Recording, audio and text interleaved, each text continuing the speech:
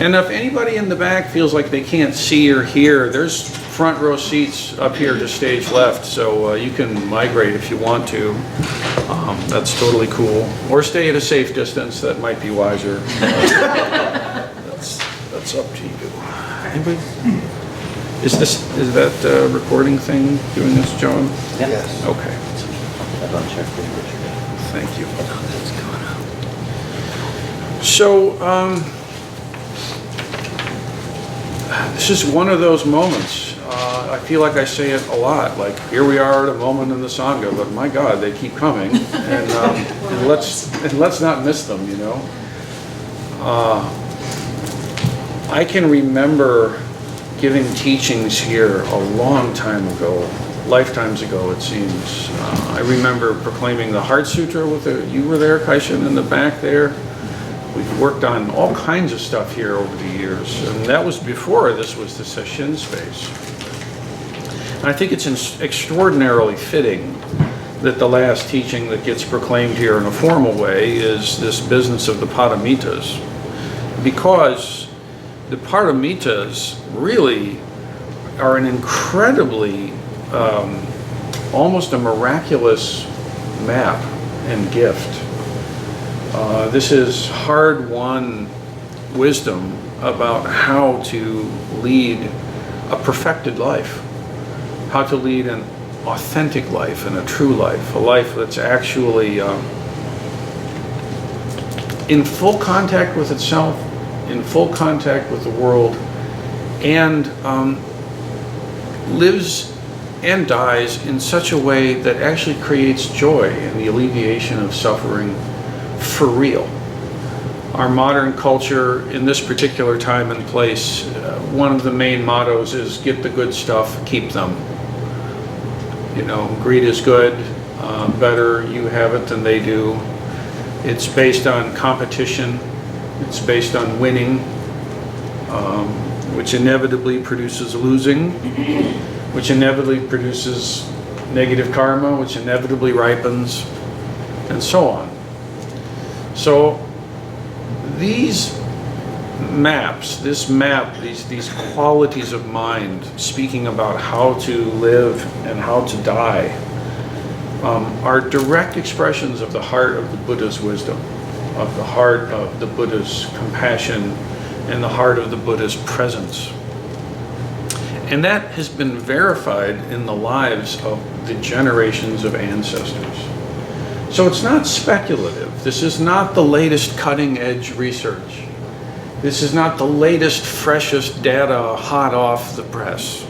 This is ancient wisdom, well sifted through many, many, many times and cultures, many hearts and minds, times of great opulence and wealth, and times of great poverty and distress, times of society being deeply cohered, times of society being utterly chaotic, times where the teachings were embraced, times when the teachings were persecuted, and everything in between. And finally here in our own day, in our own time, and in this place, these teachings still ring true. Dawn, are you going to join in, or? Well, I'm kind of waiting to see what Isabella's doing. Yeah. You guys are on your own time clock. That's cool. Yeah. And so, to a large degree, many of us that are in this society, we very much look to what is the cutting edge data, and we should. I mean, you know, research is good. Science works. We learn stuff. You know, it's good. Actually, this year's solve is hipper than the one from 5 years ago in many, many cases. And yet, in some cases, not. Right? In some cases, not. In some cases, what would seem to be wise and what would seem to be a good way to move through is actually coming from a deluded mind. And so the deluded mind can have wonderful data and studies, but actually they're not correct. They're not fully correct when it comes to how to live a deeply spiritual life. When it comes down to what we can do about the looming ecological crisis and a new material that's more efficient, all about it, right? How to be more efficient with the plant and manufacturing things. Yeah, sure. How to live a full life? No. First point, be free from delusion. And if you're not, tune in to those who are. And it won't necessarily confirm to your data points because those data points aren't awakened yet. So this is why we have the lineage. The lineage is a golden chain of students who became adepts, who became masters, who became helpers of others, who have in their own experience sifted and refined this Buddha's wisdom.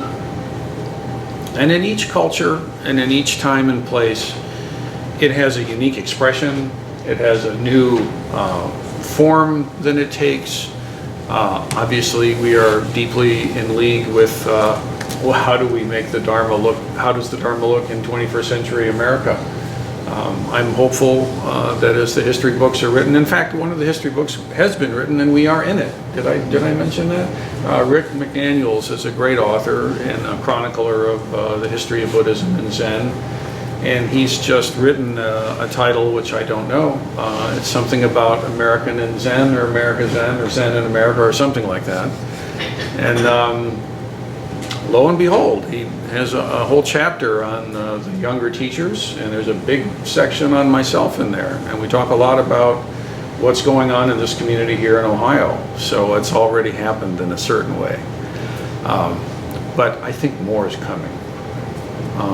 Mostly because the heart of wisdom that's expressed in these paramitas is very much beating and alive in our community.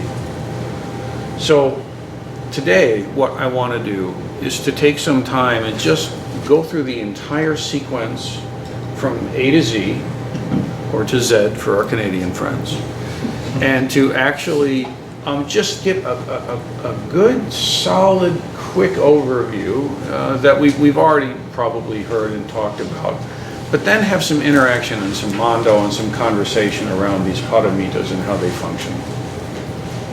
So, our liturgy always begins with taking refuge, which is absolutely the single most important fact.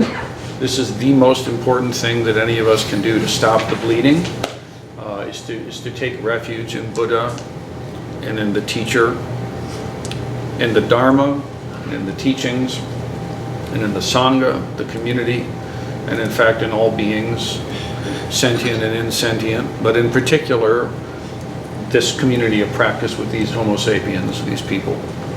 And whoever else wants to practice with us, that's fine too. But it's necessary to actually stop running, to settle down, and to pay attention. So that's why we always begin with the refuge. And then, right after we do the refuge, every time we invoke the lineage, right?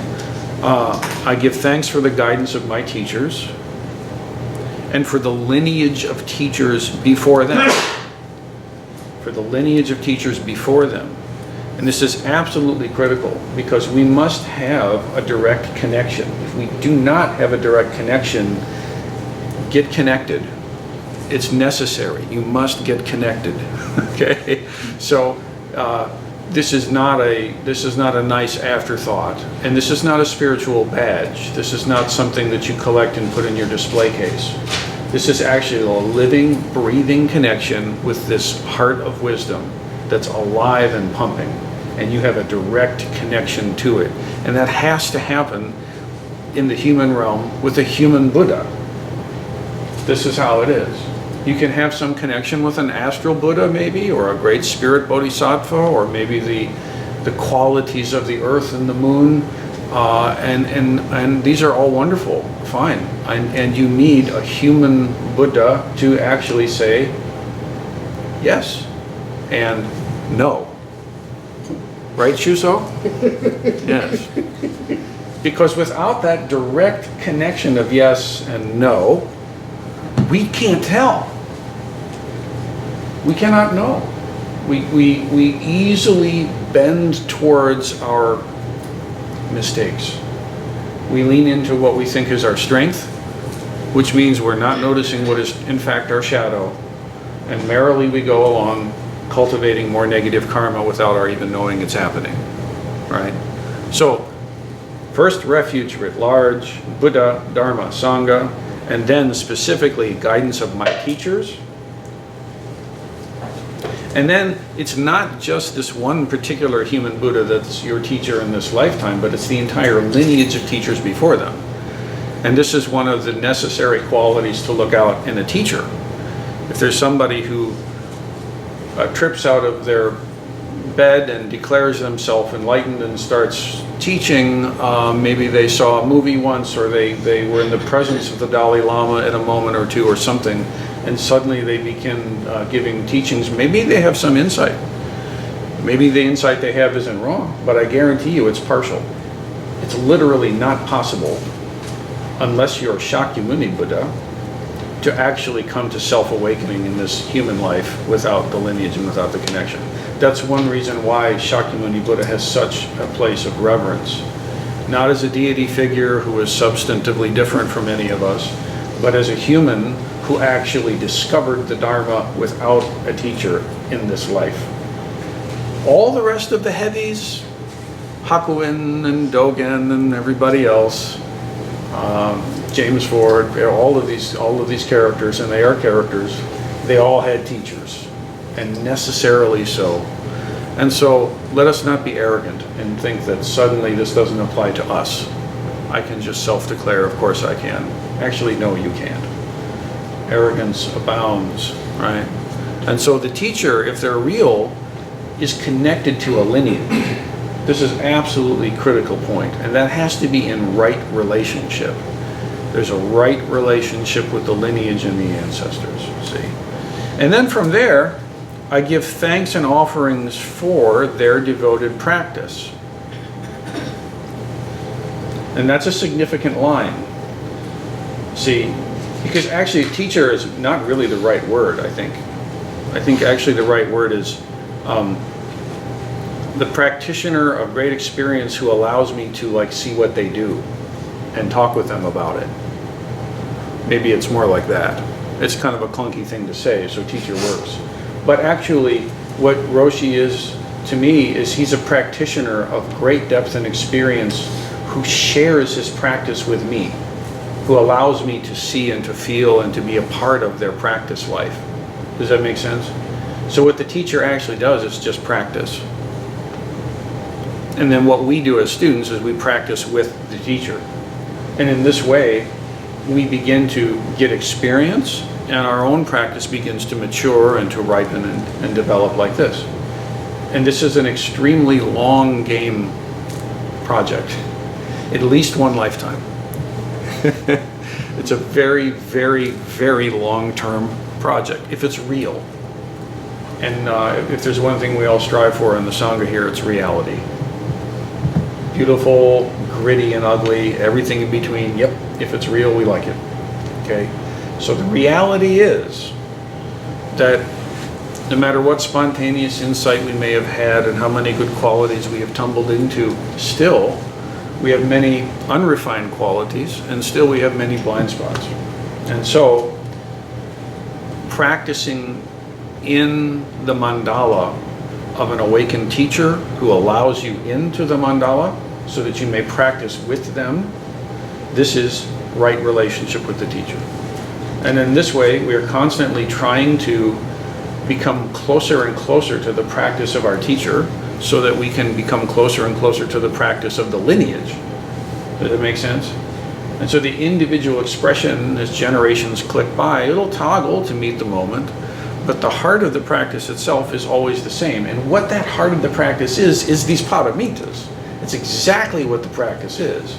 Now it manifests like, well, we hold the clappers like this instead of like this. You know, it could be the other way. Okay, maybe, that's weird, but okay. Really, it's better this way. But that's how that stuff is. That's just upaya. That's just skillful stuff for us to be able to tumble into our practice together. But But the content of the practice is what we're giving thanks for. See? So we're giving offerings and thanks for the devoted practice of my teachers. And it is devoted. There is devotion. It is not just a clinical, like, it's not like the gym where you just go and work out and leave. This is not a gym. This is not a spiritual gym. There is devotion. There is a whole heart, body, mind bowing, and there is the religious devotion of community inherently in this. When I think about all the crap that Myoen Roshi has put up with over the years, it gives me a lot of consolation. Because tough row to hoe, as they say, okay?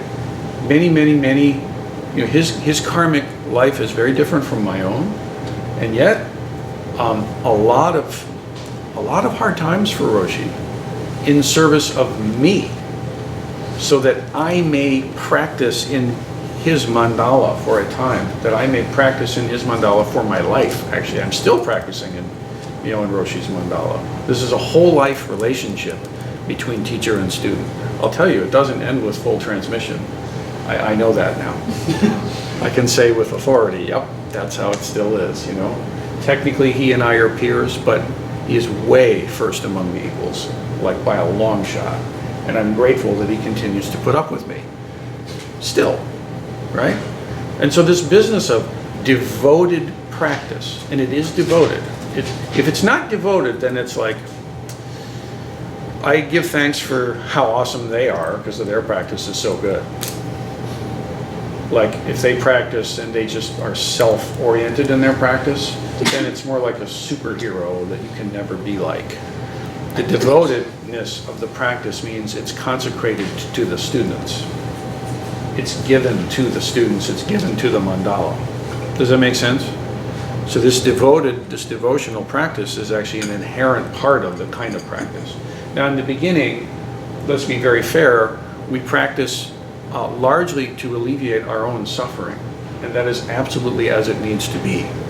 That's absolutely fine, that is not a problem. Someone at this level that we're talking about, let's say, is largely practicing on behalf and for others at this point. Does that make sense?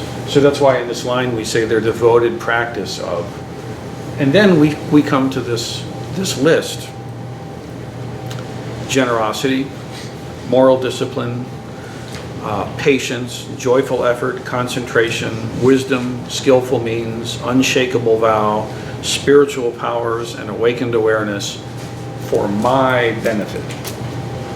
So you see how that list of the heart of wisdom is kind of bookended with this recognition that in this case the lineage and the teacher particularly is practicing this in a devoted sense, all these cool things for my benefit.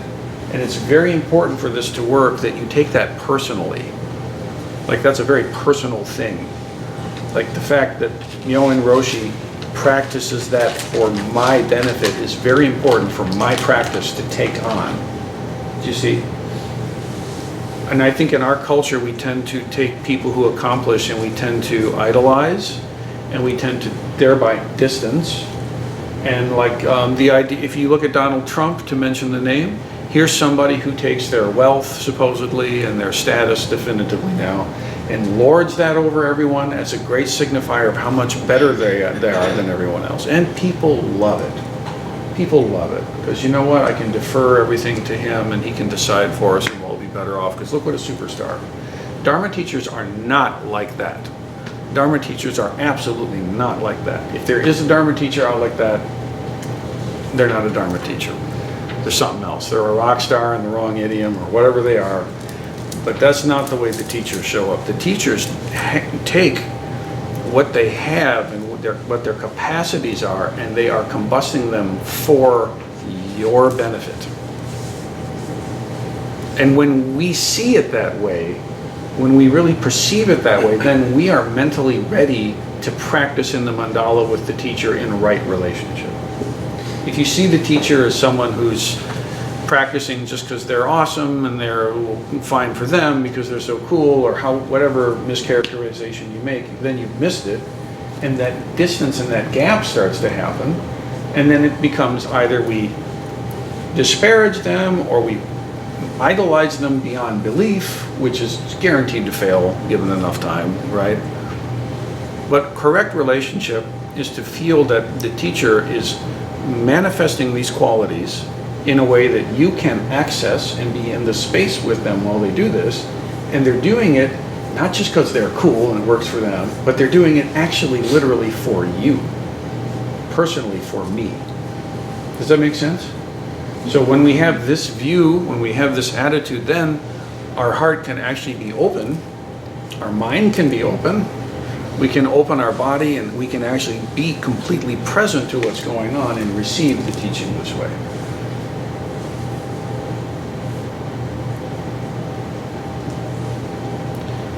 Questions or comments on this before we go into the actual Heart of Wisdom practices?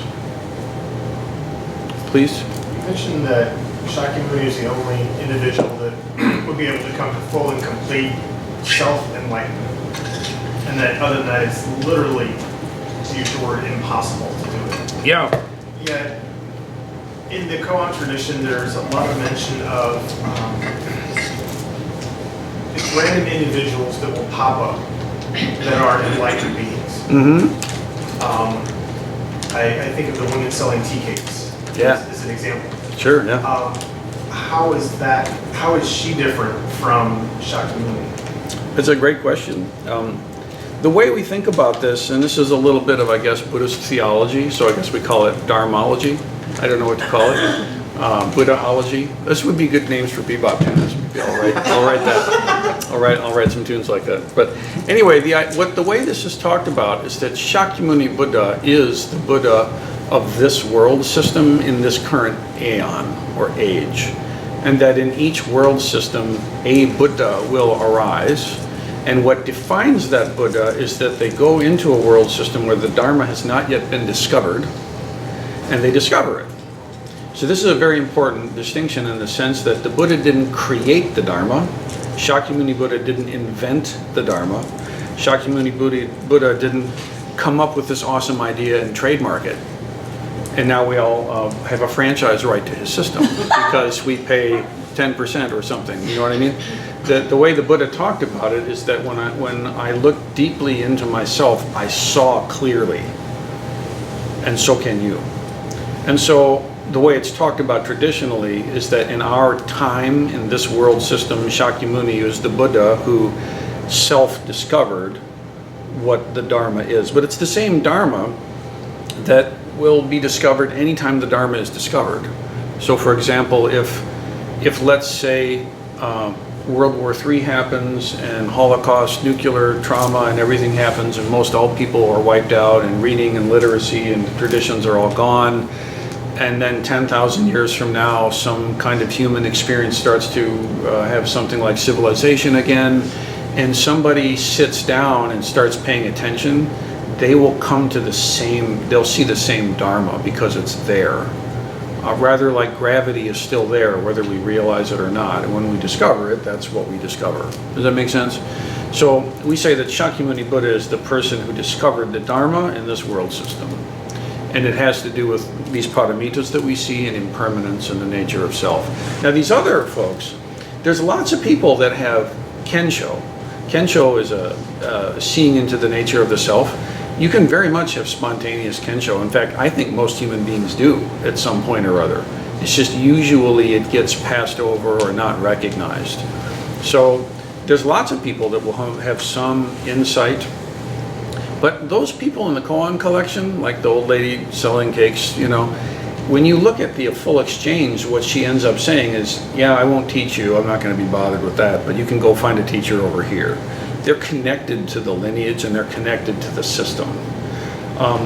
What's very common is you find someone who did their prison term as abbot somewhere, and then they finally get a successor and say, oh, thank God, you know, and then they go off and live in the woods as a hermit.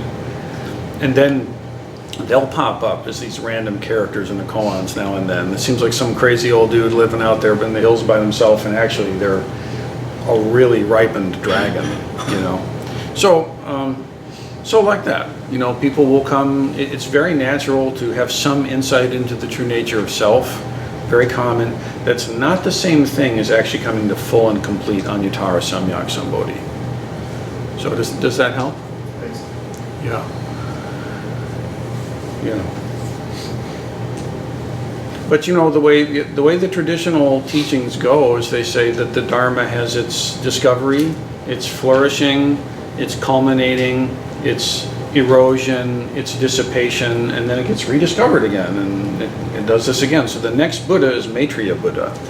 And so there was Buddhas before Shakyamuni Buddha, you know, times a million years ago when the Dharma was discovered, practice was lost for whatever reason, and got rediscovered again. So even with that, there's an infinite number of Buddhas. So you could be one. Any other?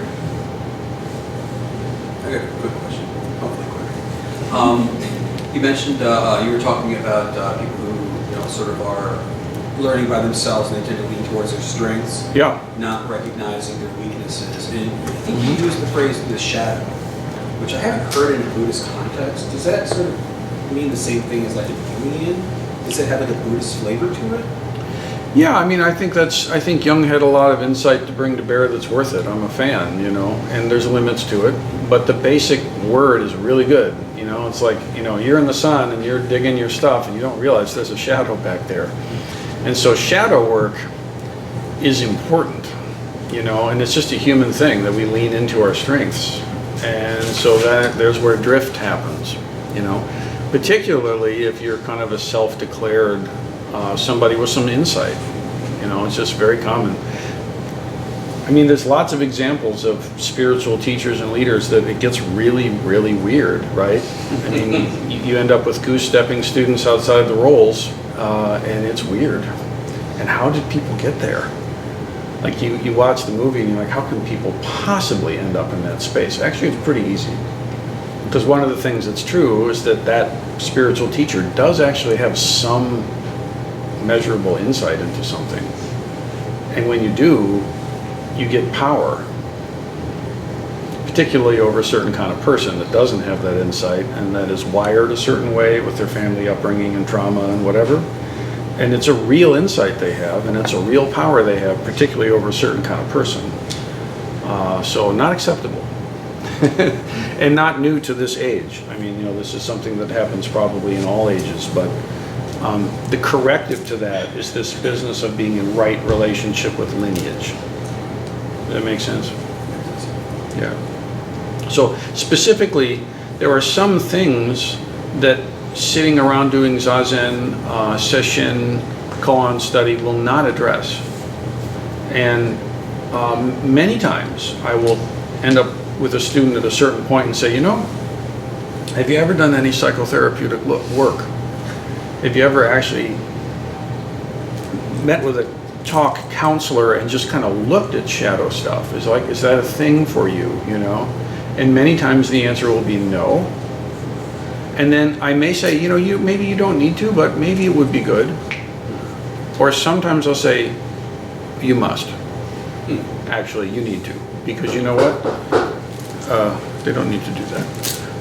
Because actually to just go on sitting facing the wall and not address what's going on under the hood is not going to work out well for you. Do you know what I'm saying? So, oh good, welcome. So this is one of the modern advances that we have that I'm very grateful for, is that we can benefit from psychological insight, and we should. Okay. Please. I just wanted to comment on that. I don't know why, I mean, I've said, and awakened awareness for my benefit. How many times have I said that? Yeah. But just hearing you talk about that and just reframing that to think about like your teacher as somebody who is practicing for you. Yeah.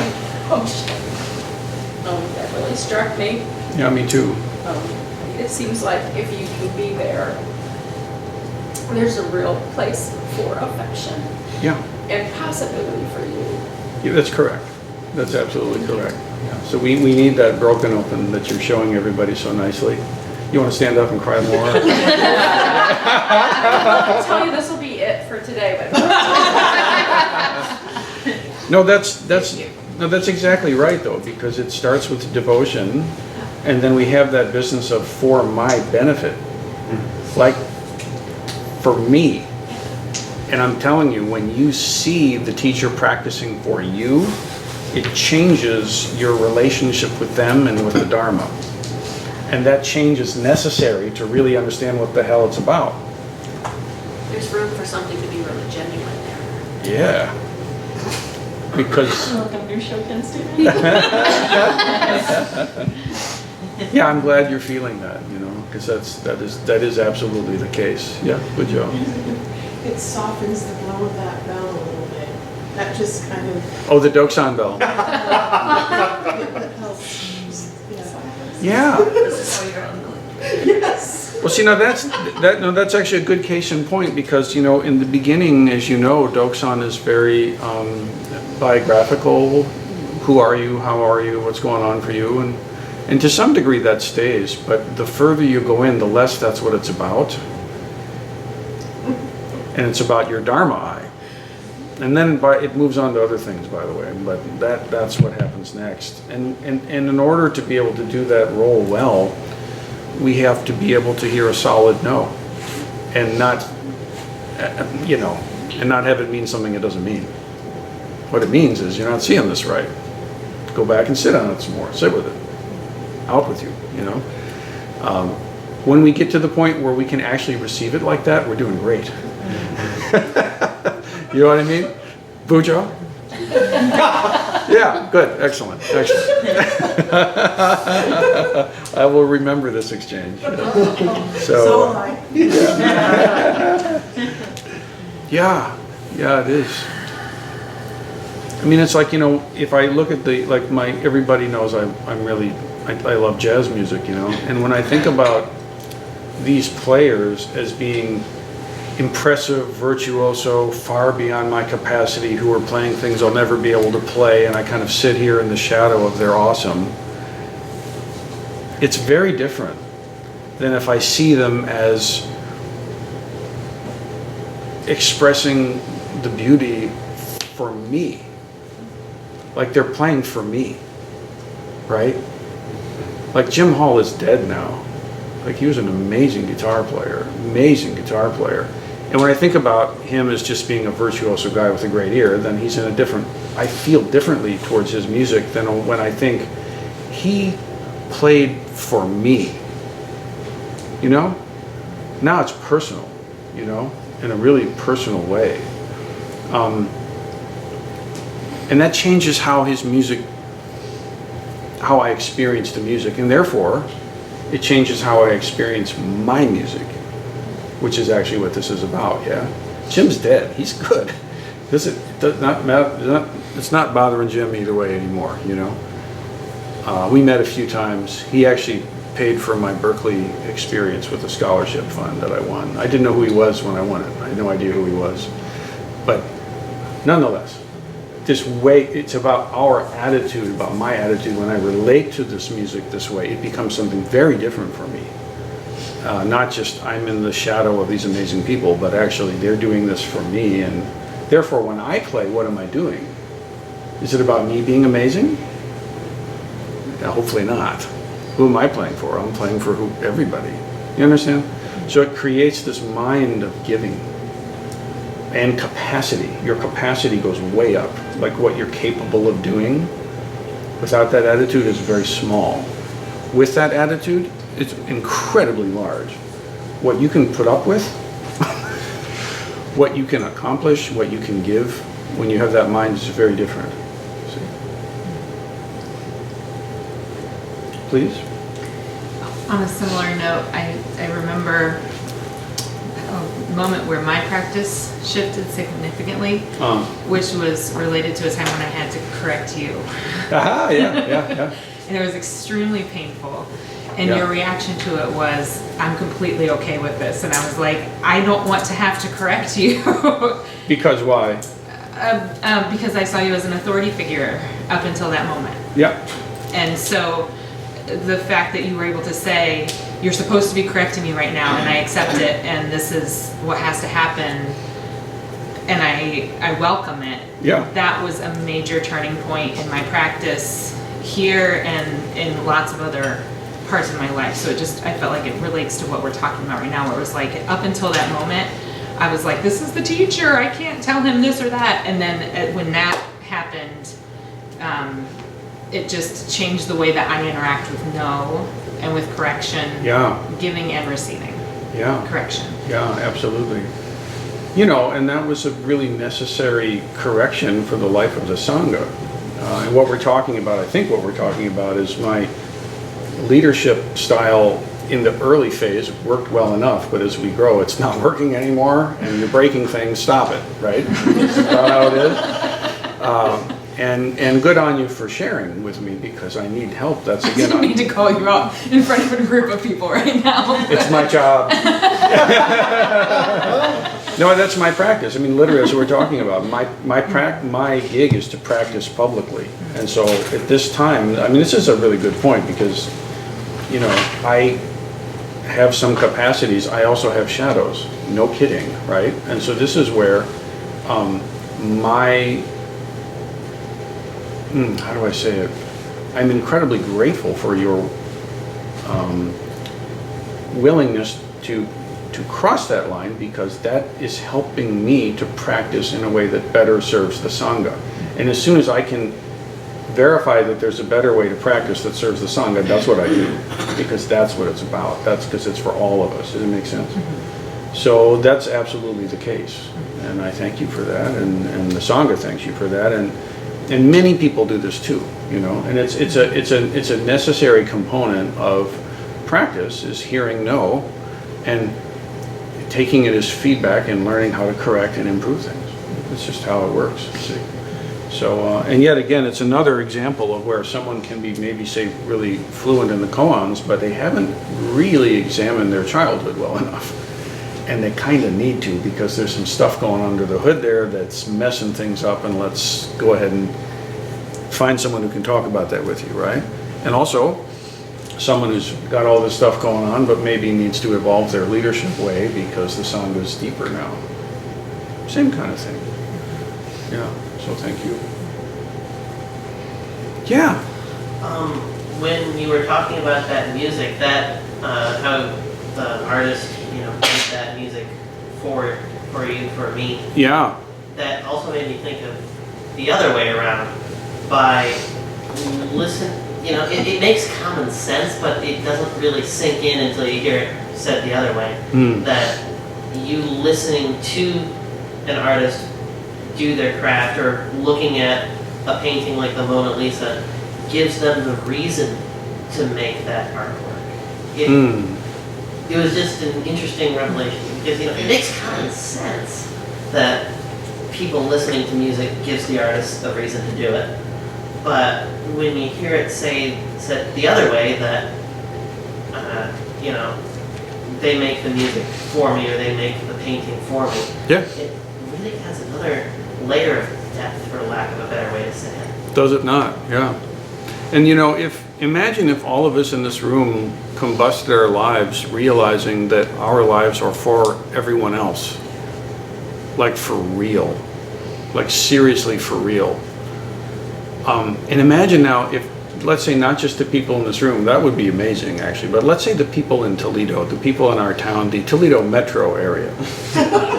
Let's just say that many people actually lived on behalf of each other. Right? That would completely change this country. Right? And if you think about if the people in this country could actually live on behalf of each other, that would completely transpose the world to a better key. It just would, right away.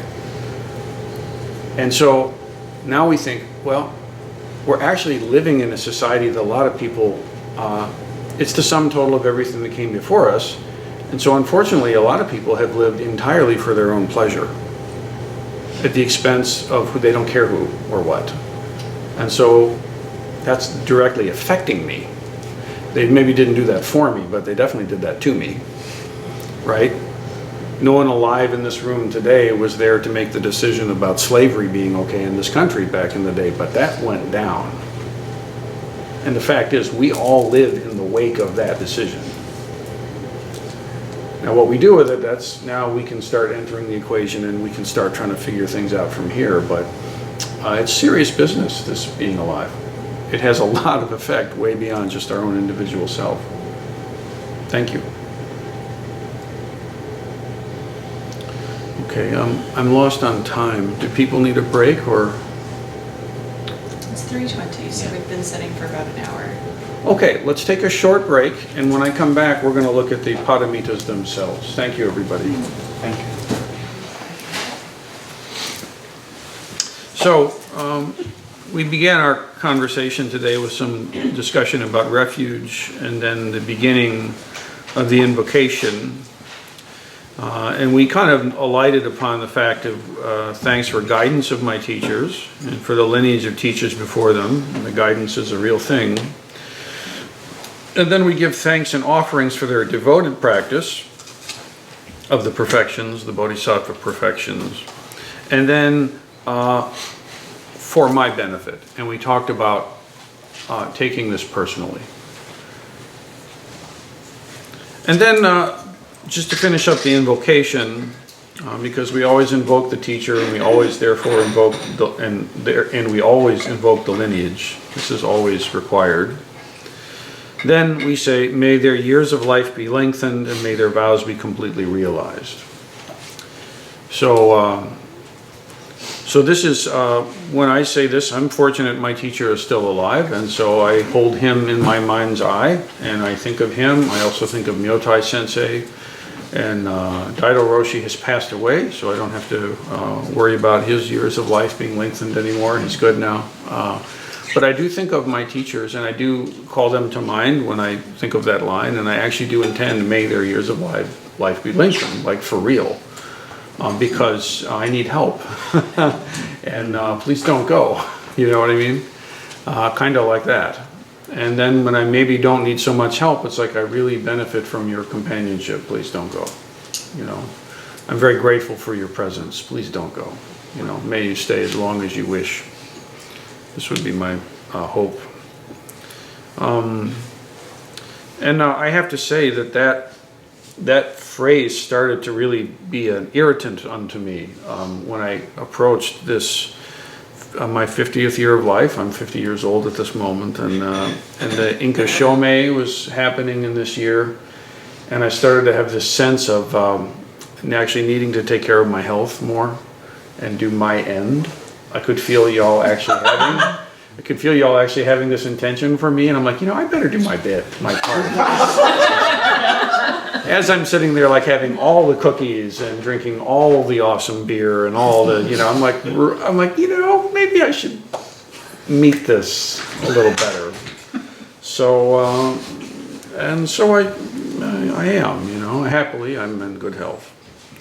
But when you hold myself and Doan in your intentions in this way, I'd like you to know that it does make a difference. Hey, good to see you. It very much makes a felt difference for me. I can just speak personally, Doan isn't here right now, but for me, knowing that our Sangha holds that intention every day actually helps me to make better choices and to make sure I'm doing what I can to take care of my health and not take stupid chances with things that don't need to be. And we should all be doing that anyway, but it's a real thing, you know. From the perspective of devotion and the student-teacher relationship, from the perspective of the student, it's exactly what it says. May their years of life be lengthened. Implicit in that is me too, as a student, so that we can keep working on this because there's a lot to do. And the student-teacher relationship, as I said earlier, is a whole life relationship. It's utterly unlike the kids that take a class at UT with Professor Jay or Professor Bullock, and they take the class and they didn't know the data when they came in, and then the data gets transferred, then they learn the data, then they spit the data back on an exam, and then they get their grade and they move on. It works really good for a lot of stuff. It does not work for the Dharma at all. Dharma is a whole completely different thing. And so in the same way that one is a parent for life, when one has a child, as long as the child is alive and you're alive, you're a parent. As long as your parents are alive, you're a child. Then in the same way, that there's no end to what that relationship is until it ends. In the same way, the student-teacher relationship, there's no end to what that relationship is until in this lifetime ends. There are traditional ways of talking about multiple lifetime relationships with teachers, which is quite interesting. I very much like Gelik Rinpoche was always very sure about these things. And he would say often that, oh yes, you've all been studying with me for many lifetimes, and here we are again. Good to see you again. You know, somebody new would walk in, he'd be like, oh, I remember you. Nice to see you. Come in. You know, and it's like, I've never been here. Oh no, 2 lives ago. Where you been the last life? Well, you've been playing hooky on me, you know? It's kind of funny. Anyway, may their years of life be lengthened and may their vows be completely realized. So again, this is bringing some magic, bringing some intention to the fact that may the teacher's vows actually happen, may they come to fruition.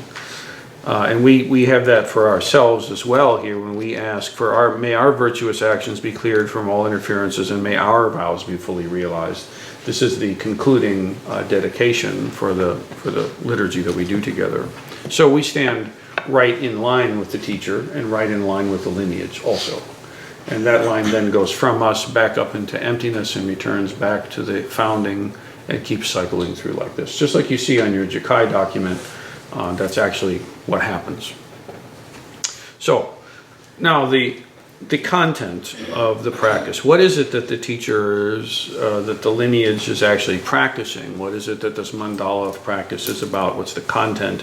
We can easily think that it's the specifics of Sesshin, Sangha circle, sutra service, all the different, I mean, the petals on the mandala that we have together are many. And I often say things like, you know, the heart of it is Sesshin, the heart of Sesshin is Dokusan, and this kind of thing.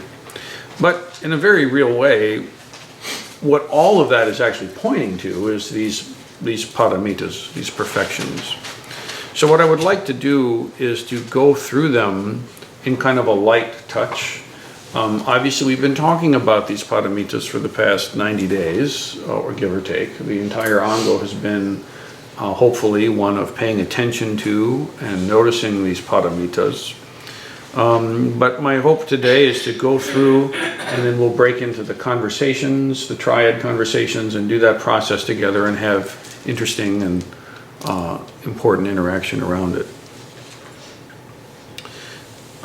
So, I give thanks and offerings for the devoted practice of, and then we have the list. Generosity, moral discipline, patience, joyful effort, concentration, wisdom, skillful means, unshakable vow, spiritual powers, and awakened awareness for my benefit. So the first, generosity. And generosity is pretty much what you would think it is. It is a quality of mind and a quality of heart that is focused on giving and on gift. Modern times people talk about abundance mindset and abundance mentality and that kind of thing, and I don't really use those words, but there's something kind of similar in the sense that if I'm in a mindset of gift and of giving and of being generous, then what this does is this runs completely counter to scarcity and collecting and hoarding. So when we come to the Dharma and we think, I want to get it, I want to get the Dharma, I want to get this figured out so I can be cool, then the first thing you do is, okay, it's not about you, be generous. That's your first practice. Be generous. Well, but wait, I came here to get some for me. Okay, start giving. And it is known that when the Buddha was in a new town and a new place and giving the discourse to people, he almost always led with this point. This is the entry point. You must have a generous heart, because that generous heart and generous mindset is one that includes other beings. See? And this is necessarily a component of good practice. So generosity. The second paramita is, we translate here as moral discipline. You could call it austerity. You could call it renunciation.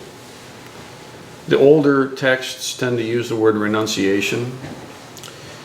In the oldest version of it, it's the monastic code of behavior, the Vinaya code, which really is saying, let us stop hurting ourselves and others.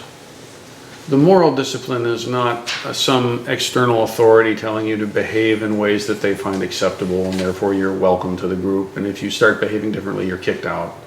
It's not like that. It's saying karma is real. Suffering has causes. The Eightfold Path is not a joke, and the Fourfold Truth is what's going on here. Suffering is a real thing. There are causes for it that can be upended. And if you upend the cause of the suffering, it actually does stop. Like, that's a real thing. And here's how you do it, the Eightfold Path, right? And so this business of moral discipline, this is being able to recognize when we're engaged in unwholesome mindset, when we're engaged in unwholesome qualities of mind, when we are encountering unwholesome qualities of speech, of action, of thought, of feeling, and renouncing them. And just cutting it out. Just stop it, man. Cut it out, you know? So it's like renouncing self-harm, renouncing harm to others. So we call this moral discipline in this translation. In our tradition, the Bodhisattva tradition, we have the 16 Bodhisattva precepts, which actually include the refuge, and then the 3 pure precepts: do no harm, practice the Dharma, and actualize good for others. Those 3 basic pure precepts, so-called. And then we have the 10 grave precepts, which are specificity about certain actions that matter. But really the heart of all of that stuff is renouncing unwholesome causes and conditions and mental states and actions. So that does require, here's where the word moral discipline actually is a fitting term. It actually takes discipline to fast from unwholesome stuff. It just does, because the unwholesome stuff is like, it's sticky and it's attractive and it wants you to stick to it, and you kind of want to stick to it too. Part of you does. It's just how it is. So it actually takes discipline to renounce those unwholesome states of mind and actions. Does that make sense to everybody? So you have to be able to recognize them, to know what they are, first of all, and then you have to be able to renounce them.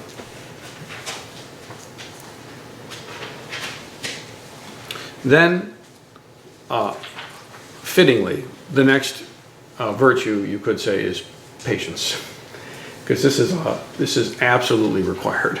Okay, you could say generosity is directly antidote to greed, and greed is one of the main causes of suffering.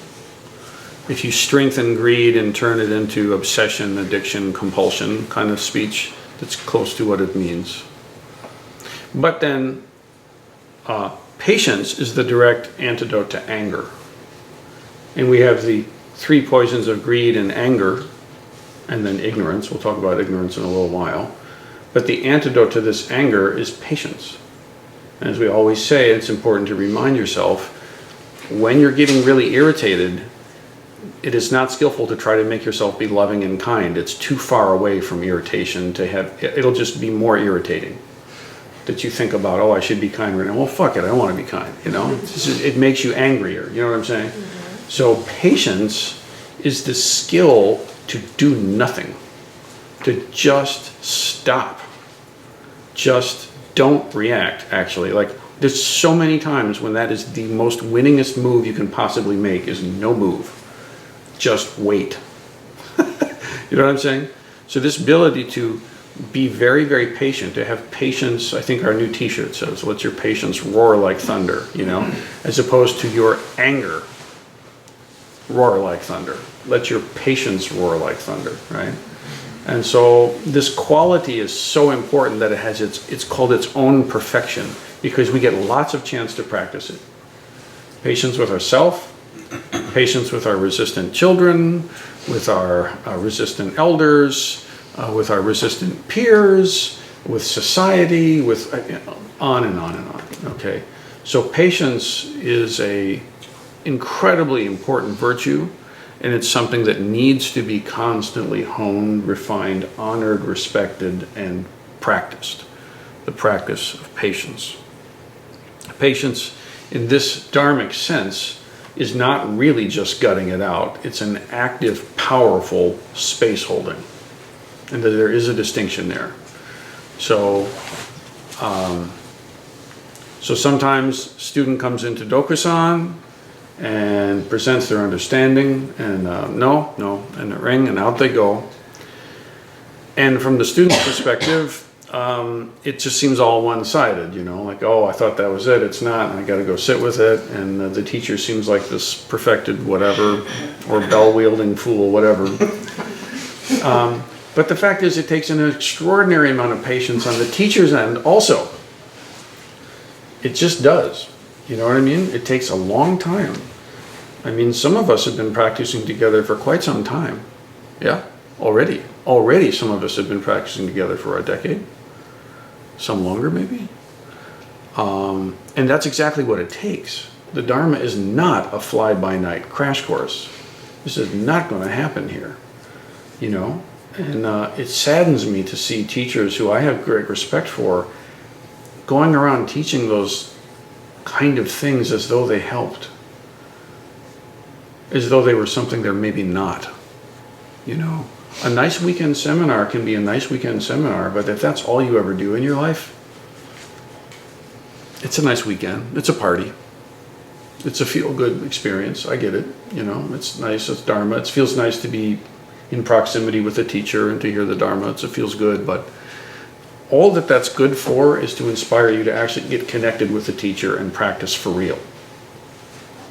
And that takes patience. And that takes an immense amount of commitment on the teacher's part to be stable and to be present and to be long enduring and to be reliably so. And it takes an immense amount of patience on the practitioner's side to trust the process. Because it's a process, dude. Like no matter how sharp you are in certain realms, you're not going to be so sharp here all the time, you know. And we've got to be really patient with that. Or maybe you're so sharp then it stops mattering. Like the teacher is not impressed with how sharp you are anymore. It's like irrelevant to the conversation. How about that now?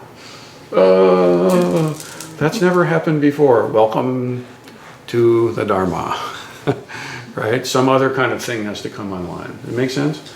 And so patience is actually holding the space. It's holding the positive space in existence in the absence of evidence. You have no evidence at that moment that this is all going to work out. None. No data points to prove. Okay?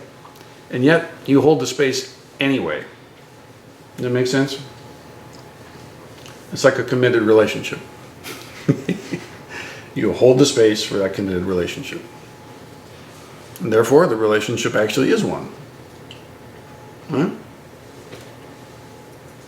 So patience. Joyful effort.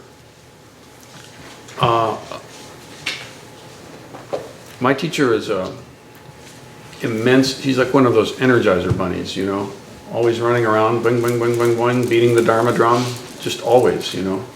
You look at his story, very, very difficult upbringing, difficult time, coming into the Dharma then, and then ending up all over the country, living in different places and seeding all these different communities, right? Very different from myself. That's not my path. But I'm greatly benefited by his path, and you all are as well, because it's given us what we need to be able to do what we're doing. But the effort, and it is effort, and I have my own version of effort, you know. You have your own effort that's required, but it can't be the kind of effort in the Dharma that just like smashes through the obstacles and wins. It's not just like break all the boards and get the trophy. It's just not like that. It's not like I'm going to do this because I have to, or because I'm awesome, or it's not aggressive. That's the thing. It's not aggressive effort. It's joyful.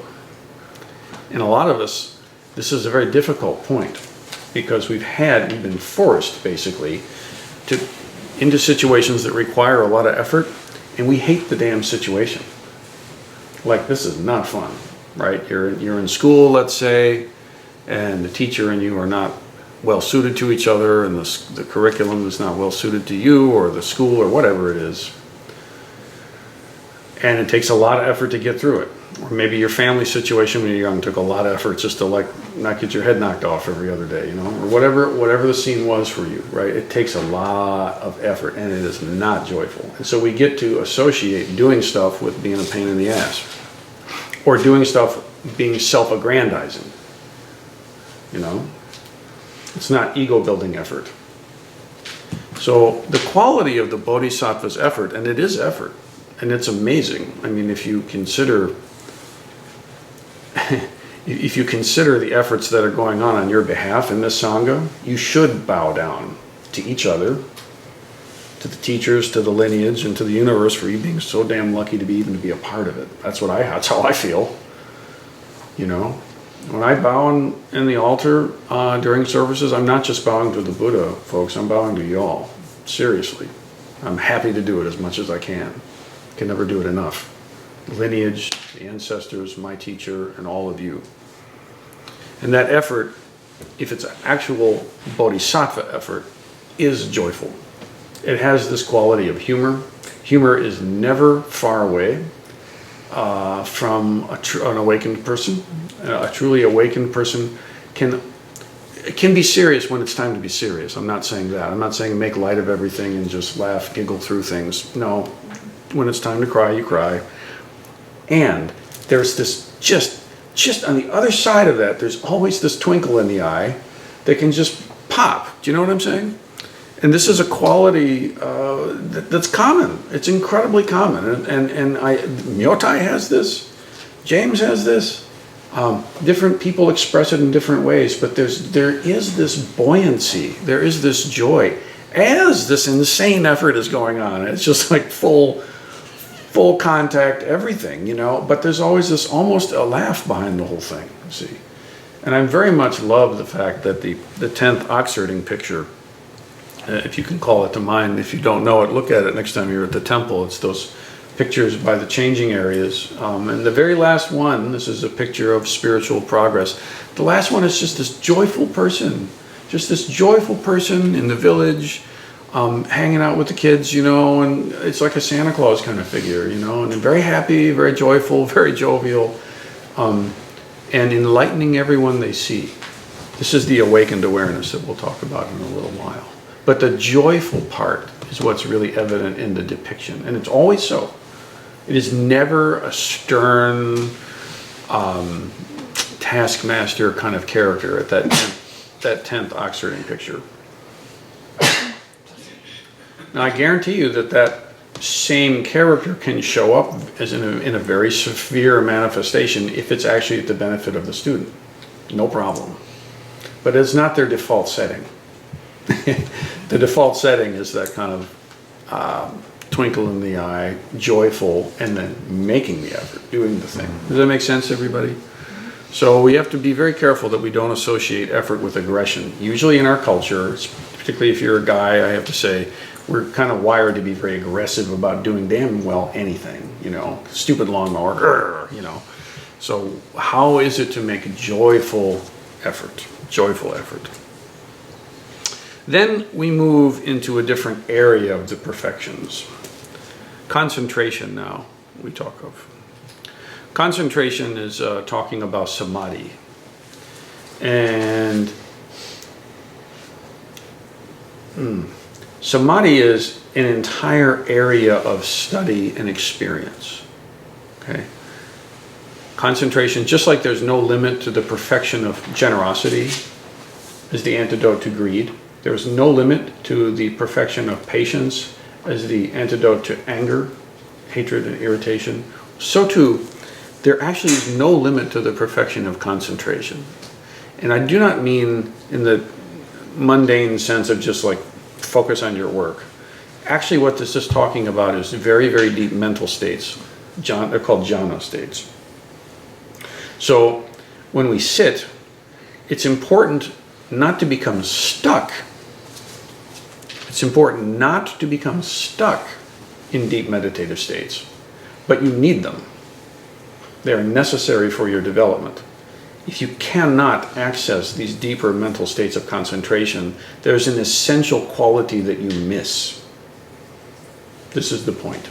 It's not, the Buddha did not invent or discover concentrated mental states. Not at all. Humanity has noticed them all over the place. Most traditions have acknowledged them somehow. In his case, he studied very, very deep jhana concentration states with the meditation masters of his day, and they legit had it going on. I mean, they were cooking, man. They can get into those states. And Buddhism has no corner on any market. We do specialize, however, in this, but we're not the only ones to notice these things, okay? And so I will not go into a full dissertation on the specifics of the jhana states here, although I did when it came time to discuss these perfections, and that is going to be podcast in its turn. But what you need to know is there are many levels of these, okay? And they get more and more subtle. And basically each layer of depth in the jhana states has to do with letting go of another layer of aggression. That's how it is, okay? So in the beginning, like the very first jhana state is very, it feels like you've been wearing really heavy, wet, muddy clothes, and they're irritating and they smell, and it's just, you can't take them off though. You can't reach, almost like a straitjacket, something like this. And then when you hit the lowest hanging fruit level of jhana state, it feels like, oh, thank God. And it feels like this awful coat just unzips and drops. And it feels like you take a beautiful shower. There's a beautiful, clean, fresh waterfall. And you just go in there and it's just like, oh, yes. And everything just washes off of you. You understand? It's like that. Spirited Away, the Miyazaki film? Put your hand up if you know what I'm talking about. If you didn't put your hand up, rent that. It's called Spirited Away. It's an awesome film. It's by Miyazaki. I won't say Roshi, but great expositor. And that's a great depiction of the Shinto view, kami, of deity. Kami means deity, and how it's very animism. There are deities for all. There's the turnip god and the radish god, and it's beautiful.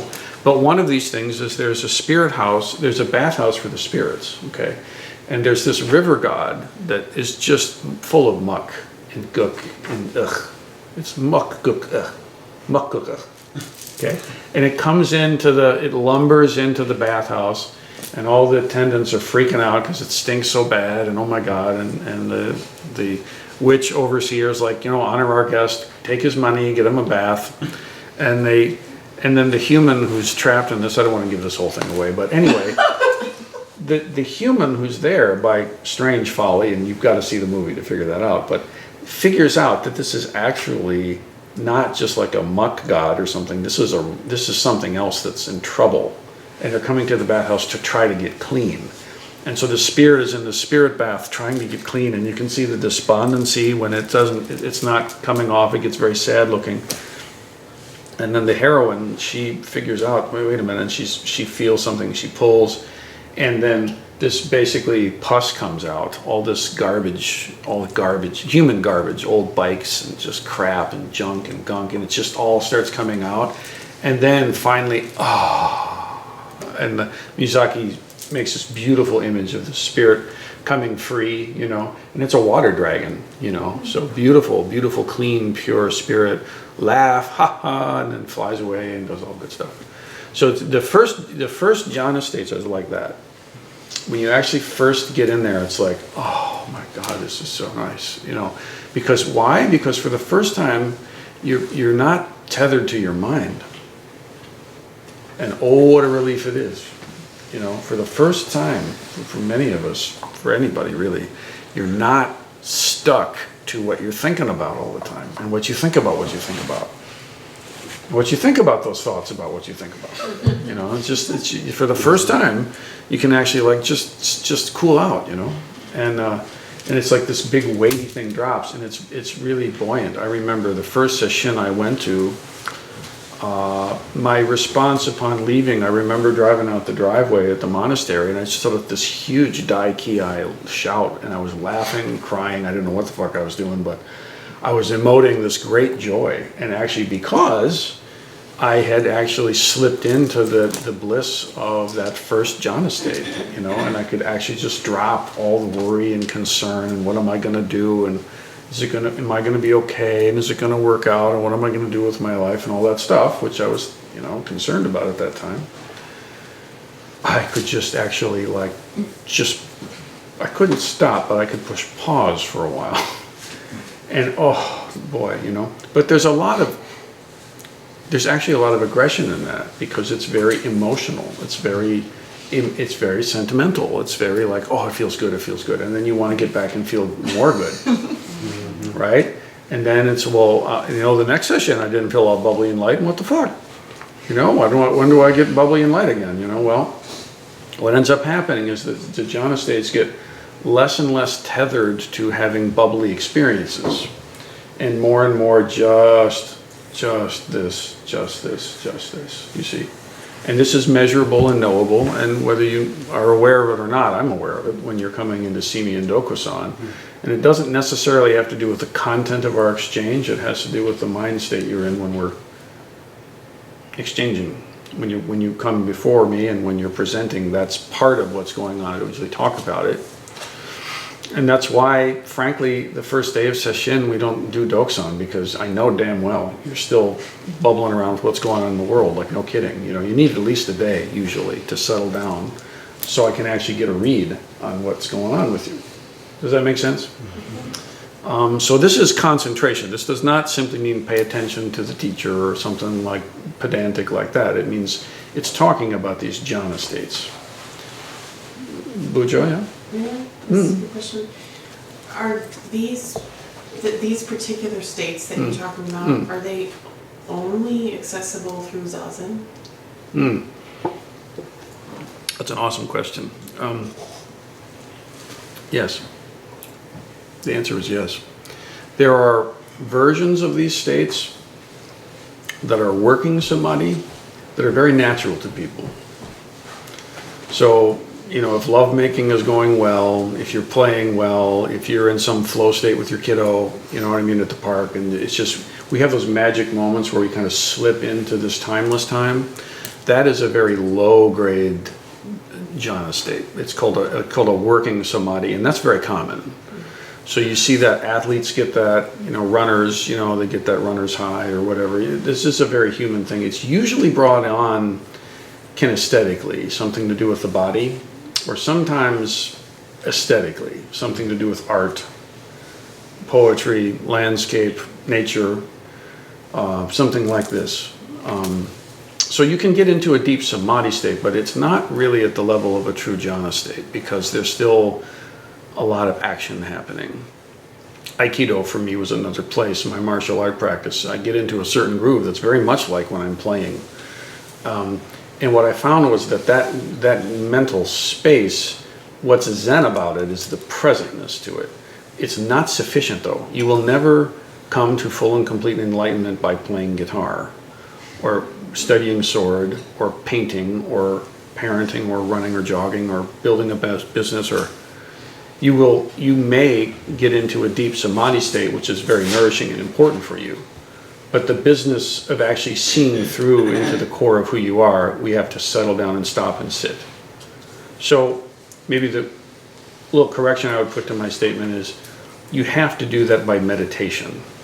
Okay, and there are many meditational traditions that I wouldn't say are Zazen. So there are different techniques. You can reasonably enough concentrate on a candle flame or a visual image. Many practices have very, very exotic or very simple visualizations that they concentrate on. You can use mantra and sound forms to do this kind of thing. But really, Zen is a mispronunciation of Chan, and Chan is a mispronunciation of jhana. It's from the Japanese to the Chinese to the Sanskrit. So Zen Buddhism is actually the jhana Buddhism. It's the mental state, it's the meditation state. That's what Zen is. So we're the meditation Buddhists. Does that make sense? So that's why sesshin is so necessary, because you can be all Zen about whatever it is you do and be in the moment and be mindful and all that, and that's all good. I'm not knocking that. I wish the world had more of that. And you will never come to enlightenment like that. Let's see. Does that answer? Okay. This is why Zazen is so important.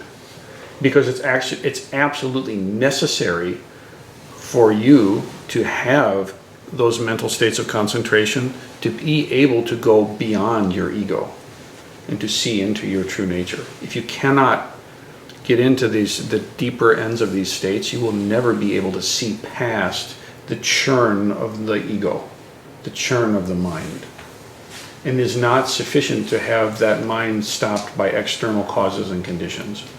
A beautiful moonrise will take your breath away if you know what you're doing, but that will not be enough to get all the way into awakening, because it's dependent on the circumstance. The moon goes, or a cloud comes, or it's rainy, and then, oh, it's a problem. It didn't work. Does it make sense? So it's not a reliable way to come to awakening. And this is a big problem. Zen ends up being, well, everything I do is Zen. So the Zen of bike riding, or the Zen of ice cream making, or the Zen of whatever. And in a way it's true, but not the way most people think about it. It's not sufficient at all. See? Now, interestingly, the Buddha said that he wanted his disciples to maintain their capacities with these jhana states to the degree that they could actually move in between them, like a musician needs to be able to play different scales and different keys and stuff like that.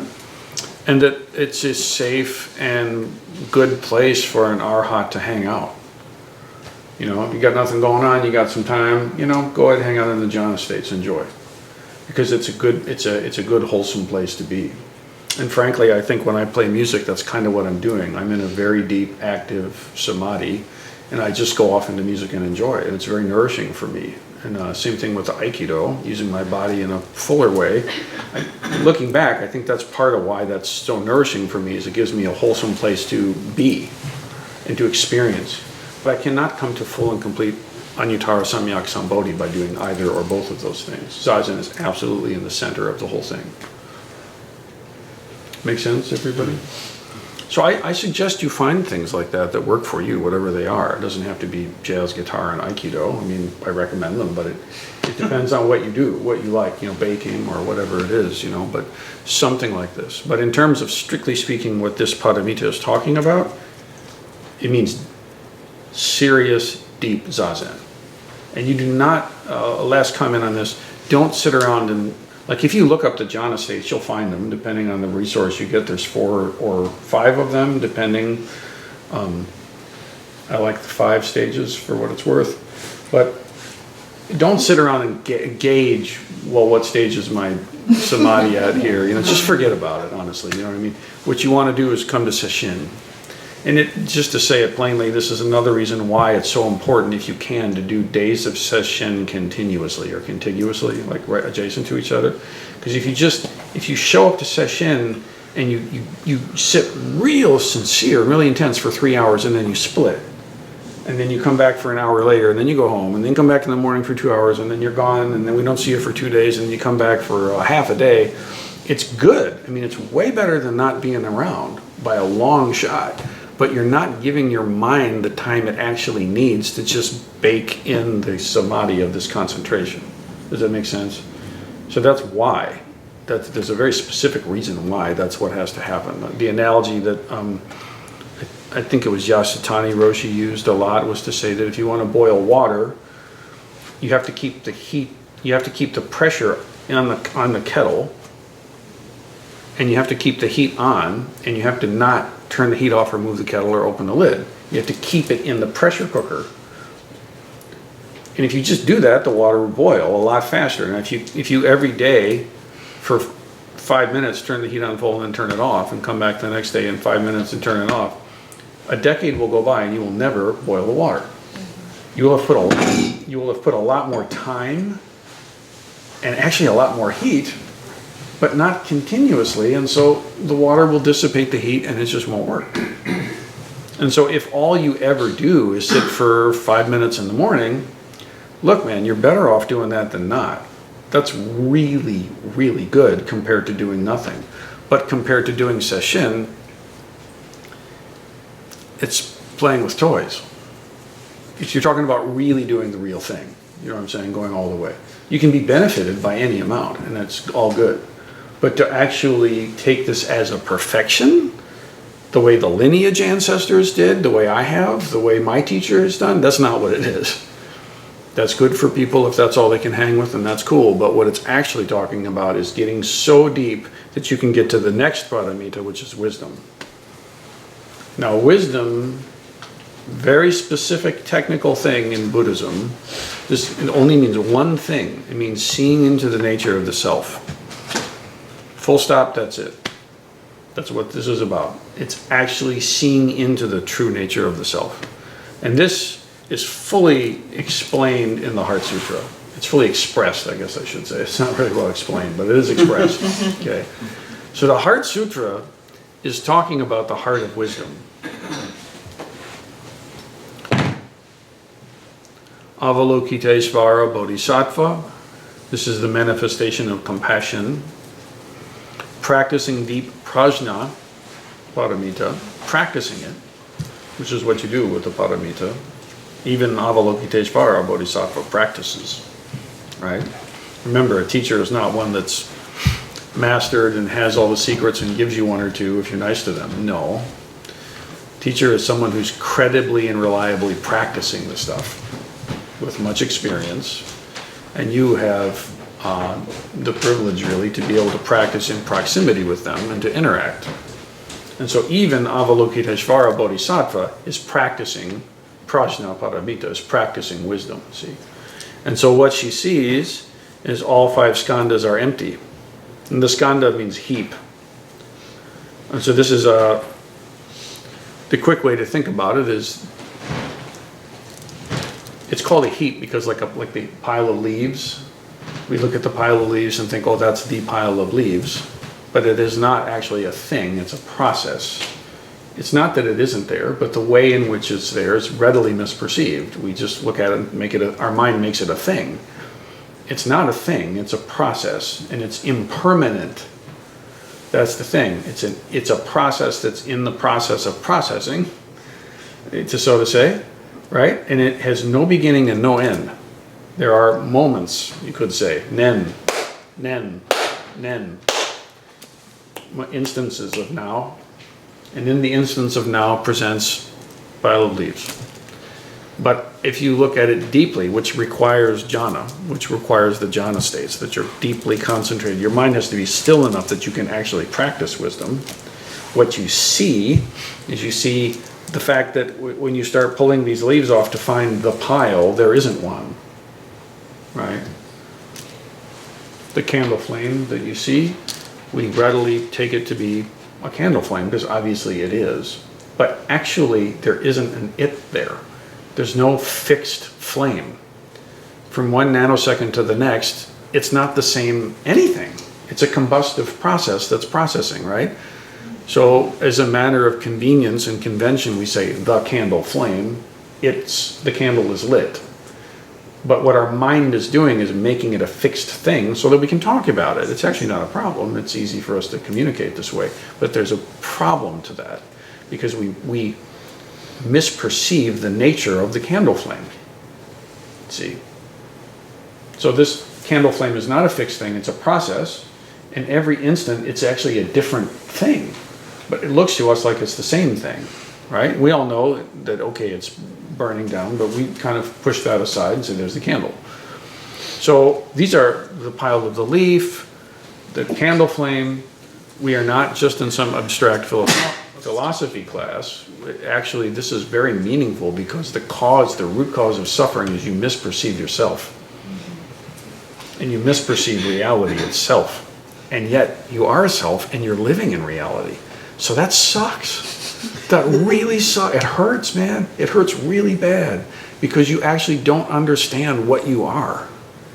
And you live into a misperception, and that misperception is the cause of all the suffering. Right? Like if you take that candle flame to be a thing, and you wind your life story around that, and it's not a thing, well, that's a prescription for a lot of suffering, see? So we're not really so concerned with candle flames and leaf piles. We're actually concerned with the self. Who am I? This is the essential question of Zen. Who am I? Who am I? Who is this? Who's asking? Who's speaking? Who's suffering? Who's winning? Who's losing? So wisdom is nothing short of seeing into the nature of the self. Now, usually the list ends there. Those are the most common 6 paramitas. But we've chosen to include the further paramitas, which are well known, but not often spoke of. What flows from this, then, is the next one is upaya. Okay? In upaya, as you know, this is skillful means. And skillful means is a very dangerous concept. Okay? It's very dangerous because it becomes a near miss to I just do whatever I want. That's the miss, what they call the near enemy, right? So true upaya has to be informed by everything preceding, or else it's just shucking and jiving. Just jive, all right? So you have to actually have some wisdom, and you have to be able to wield concentration, and you've got to have your patience going on, and like that, joyful effort, right? But when it's true, what it means is that the bodhisattva can arise in any form necessary to alleviate the suffering of whatever being. At its fullest description, it's like that. What you see is different bodhisattvas kind of become specialists in various things. So this bodhisattva specializes in this thing. You know, Jizo bodhisattva specializes in kids. You know, the unborn, the children that die early, those that are lost, like this kind of thing. And so it's kind of like Mexican Catholicism, where there's different saints for all these different things. You know, you want to sell a house, get a little St. Joseph statue, bury it upside down in the front driveway, and you'll sell your house. That's a thing, you know. You have to have it blessed the right way. The priests won't do it because it's a little too much, but there's a woman down the way who'll do it for you. And it's always like that, isn't it? And so, you know, it's a great, I love it. I think it's great. It's a beautiful expression. They have many, many different saints for all the different kind of things. Whatever it is, you want to get pregnant, you want to find a lover, you want to become rich, you want to heal your aunt from what ails her, you know, different saints for different things. You're traveling, go for St. Christopher, etc. Right? So the Buddhist pantheon is like this. There are many, many, many different bodhisattvas that have different expressions. And they're all kind of like manifestations of a certain kind of upaya, basically. Fudo myo-o, it's just immovable, fierce guardian of the Dharma. You need that quality, you know. There's other ones that are just gentle and as a wisp, you know, and you need them all. So true upaya is always in the service of alleviating suffering. Every time. That's what it does. It doesn't do anything other than that, you know. It's not being like super skillful at building a money-making machine for yourself or something like that. It's not upaya. Maybe it's pretty smart moves or whatever it is in the world, but it's not upaya. Upaya is a bodhisattva in action, and there's only one thing that they do, and that's alleviate suffering. It could very well be that there's a bodhisattva whose way in the world is to create a massive money-making machine. That could be. I'm not going to say that's not possible. That's possible. You could be an entrepreneur and make an incredible company and do very well. But if you're doing it as a bodhisattva, the heart of the whole thing actually is motivated by this alleviation of suffering. So it doesn't have to look like a temple priest, that's the only way to do it, like not hardly. All right? Often upaya is, like I say, taken out of context, or the dangerous version of upaya, and I spoke about this, I remember when I addressed this more fully, is what's called crazy wisdom. And the unhealthy version of crazy wisdom is, well, this teacher is enlightened, I guess whatever they say goes, and then we should just all do it and take off our critical thinking, and that's not acceptable. Okay, that's easily misused and never acceptable. I do feel it's very important to realize that when you're in the Doksan room, surprising things can happen, okay? Because it's a matter of jarring us out of our knowing or unknowing, kind of giving into our own delusion. But it's always ritually contained, and it's always actually what's an incredibly safe space, and it's always in the context of sesshin, and it's always in the context of a covenanted relationship between student and teacher. And for us here, this is shoken.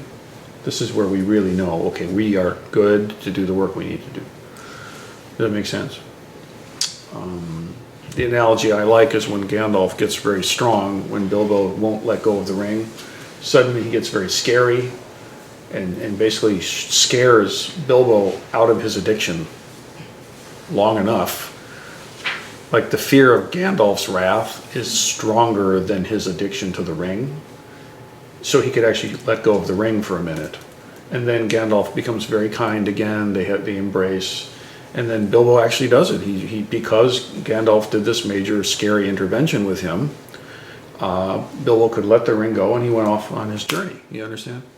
So if Gandalf was always kind and coddling and cozy and warm and nice, then Bilbo would have stayed addicted to the ring.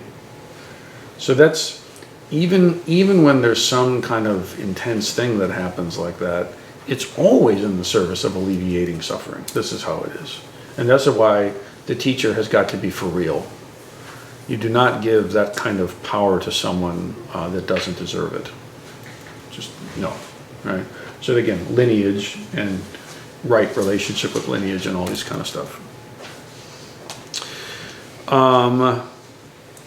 Unshakable vow. Okay, this is a saying, there's a certain quality to this, that the vow literally becomes something that will never backslide. You might backslide. You might goof off, screw up, but your vows actually never will. The vows stay. And the vow is utterly unshakable. And that gives a kind of power and stability to the whole mandala, without which the mandala cannot thrive. And I speak now of your mandala, your personal mandala, the mandala of you. You know, there's the mandala of the Sangha that we all inhabit together, right? That has the teacher at the root, and the lineage at the root of the teacher, and so on. The Buddha at the heart of the lineage. But you have your own mandala. And for your mandala to flower and to become full, you must have this capacity of unshakability in the face of whatever it is. And in fact, it's so unshakable that it doesn't matter if you're shaken here and there. Like the fact that you're shaken now and then doesn't shake you. That's what I'm talking about. Does that make sense? Yeah. It's a real thing that I'm talking about. It's funny, but that's how it is. If you think it means I'm never shaken, you're misperceiving it. And you'll always feel like you fail because you're human. When you realize having problems is no problem, then you have no problem with the problem. That is actually a problem. Okay? It's a problem. but you're not troubled by the problem. Does that make sense? So yeah, it's weird, but you're not weirded out that it's weird. It's like that. It's still weird. It's not denial. This isn't just a word game. It's not like just pretending it's fine. And don't fucking pretend it's fine. It's not fine. But it's not a problem that there's the problem. Do you understand? There's this core stability that enables the mandala to just be there no matter what happens. This is essential quality for the teacher. It's absolute must. The teacher is like, oh, I'm not into it anymore. The mandala can't exist. And it has to authentically be unshakable. So remember, this dedication here is in the context of the teachers and their expression, but it also means you. You as your own bodhisattva. If you don't have it, aspire to it. Intend it for yourself. Wish it for yourself. Pray for it. This unshakability of your own life, your own vocation, however it is, however you understand it. Sorry, when we're talking about the vows, we're talking about the four that we say at the end of the service, or do we have individual vows, or I guess I'm a bit. That's a very good point. I mean, there are the formal, there's always a mote and ura, yeah? Front and back. So the front vows are the formal ones. Like, if you take, well, anybody who's a member of the Sangha, you're expected to recite the Sangha covenant before you are allowed to hear the Teisho. If you've noticed that or not, but it's at that moment for a very specific reason. Because unless someone is not willing to take on at least those moral and ethical codes, I'm not willing to teach them. I'm not, technically speaking, I'm not willing to give a Dharma talk, right? So there's a vow, at least for that moment. And that means that we're in the same place to be able to even have this conversation. But then if you become a member, then that becomes like more of an intense, the Sangha covenant becomes, that's how you become a member. You agree to that not just in order to hear a talk, although we don't say that to people. You know, if they're not willing to say this, get up and leave. You know, it's fine. Honestly, it's fine. But to be a member, no, you must. You actually, you know, it's right in the heart of membership is that Sangha covenant. And then Jukai, now you understand Jukai if you've done the process, right? And that's an ongoing process, those vows. Your understanding of those vows evolves over time. And then you make Shoken, if you do that, and then that's yet another level of covenanted relationship that has its own set of intentions. Vow and intention, the same thing, having the intention. And then if you make to Shuso, which is chief disciple, which no one has done so far, except for Osho. Treacherous is the path. Fraught with danger, peril, and calamity. But anyway, once that happens, there are vows with that too. Because then maybe you can start sharing the Dharma on my behalf. That's not a light thing, is it?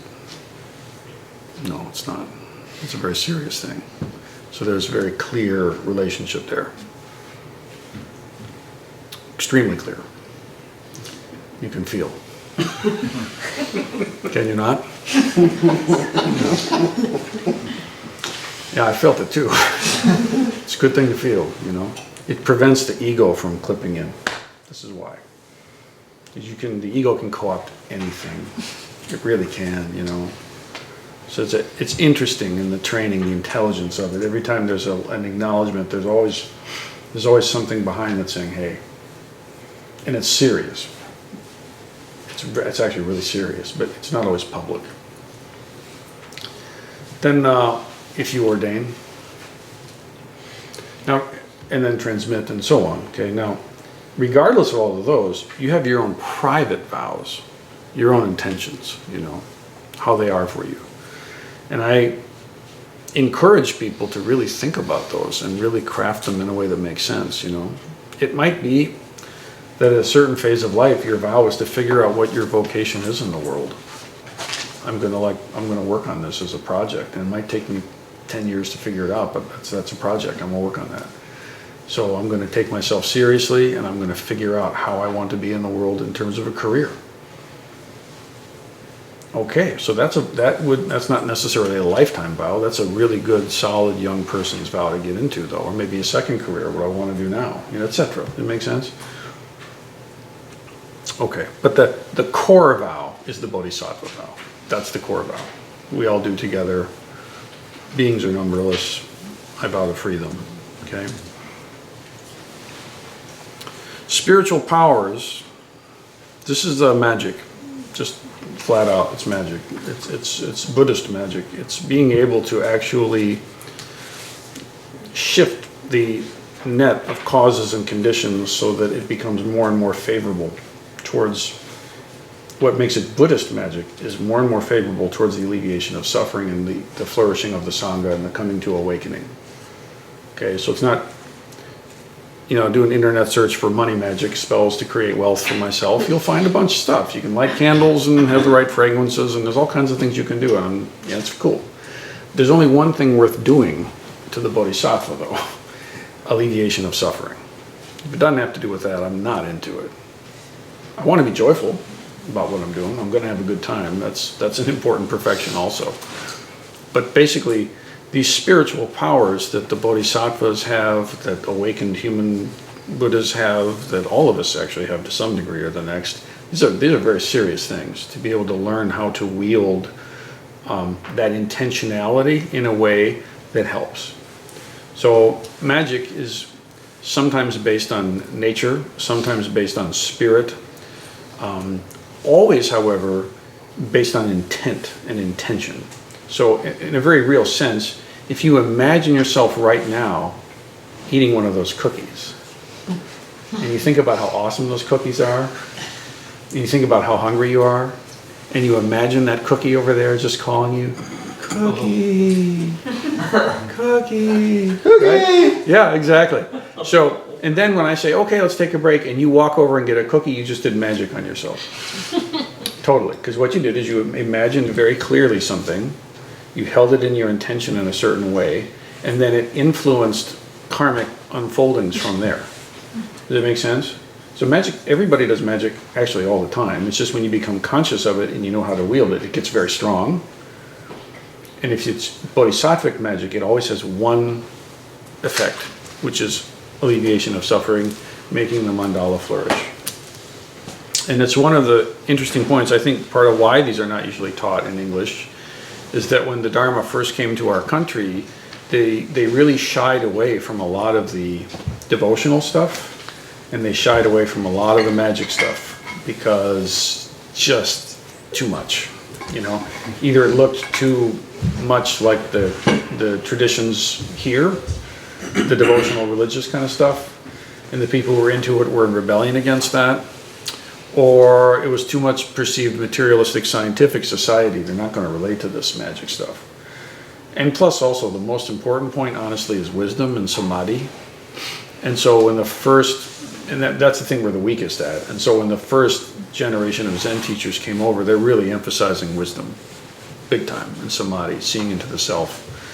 But now we've digested that enough, and we need to start unfolding some of the other treasures in our chest, so to say. And then finally, awakened awareness. Okay. Now, awakened awareness is, like I was pointing to, that 10th ox-herding picture. When it's in that little line, it's the last line on the last ox-herding picture. It says, "And awakens everyone they see." That little line at the very end of the poem of the 10th ox-herding picture is pointing to this awakened awareness. So there is a kind of awareness that is awakened, and it enlightens everyone that you see. Understanding what that is a project. I can only speak so much about it, but it has to do with the fact that when you total all of this up, this human Buddha has a kind of awareness that is itself awakened. I think it's the best way I can put it. And that when you are in that awareness, it has an effect. So I hold you all in my intentions all the time, that, I hope. So that's a real thing. when I have you in my awareness, that's not a joke. You also have this capacity. I ask you to hold me in your awareness and Dawn in your awareness. It's in the liturgy, right? That has an effect, that has a power. My teacher has me in his awareness and the lineage all the way through. So this awakened awareness is not used simply for the alleviation of suffering and enjoyment of life for the teacher or the realized one. It's used for your benefit, for my benefit. Imagine that. Imagine that there's a person who actually has this awakened awareness, right? And just to be held in that awareness itself makes the causes and conditions of our own Buddhahood ripen exponentially quicker, because that's what it does. It enables that Buddha seed to actually get nourished and to start to sprout and to grow and be real, for real, not as an aspirational thought, like for real. But they're not into it. So they take their awareness and go to Vegas. And just have fun. They disappear, they become a janitor at one of the casinos, and they just disappear into the world, and they have a nice little life of anonymity. They like the pretty lights. They wish everybody well for their suffering, but they don't engage. Be sad, right? But no, instead, they put up with you. They put up with you, like my teacher put up with me. Still does, right? And so I have the privilege of being in their awareness. And because that awareness is allowing me to be in it, is including me, then is for my benefit. Do you understand? So this is a consciously directed thing. And part of why these things don't get talked about is it's very easy to misinterpret what they're about, and it's very difficult to communicate what they're about. I don't even know if I'm doing a justice job at all, but I'm trying. So, how long have we been? We got about 18 minutes until 5. What? Really? And we're done at 5? Mm-hmm. Oh shit. Damn, okay. Well, that went quick. What I wanted to do was to have you all talk and then we process a little bit. We could go longer. We started a little late. but Pizza there are shows people- up in 18 Pizza. minutes. Yeah. This is nice, but pizza does. Pizza! Yeah. Pizza! So shows doing magic. You want to leave the space for personal questions. This is my intention. Okay, so let's do this. What I would like to do is have you all have some conversation with each other about all of this.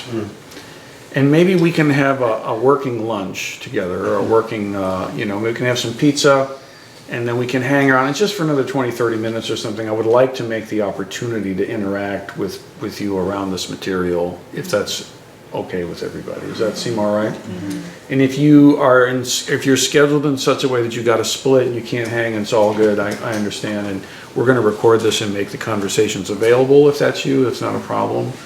But I would feel remiss if we didn't put this last piece in before we move to the ceremony of letting go of the farm. So let's do that. Why don't we break into conversation groups? Just turn to your friends and make some small group conversation. Do we need pizza management? I will manage. You'll manage the pizza. Okay. Yeah, it's an interesting, the way the lights have gone down and that's there, this is a red room Nice. in there right now. You can show them. Yeah, that's true. Oh, wow. Welcome to hell.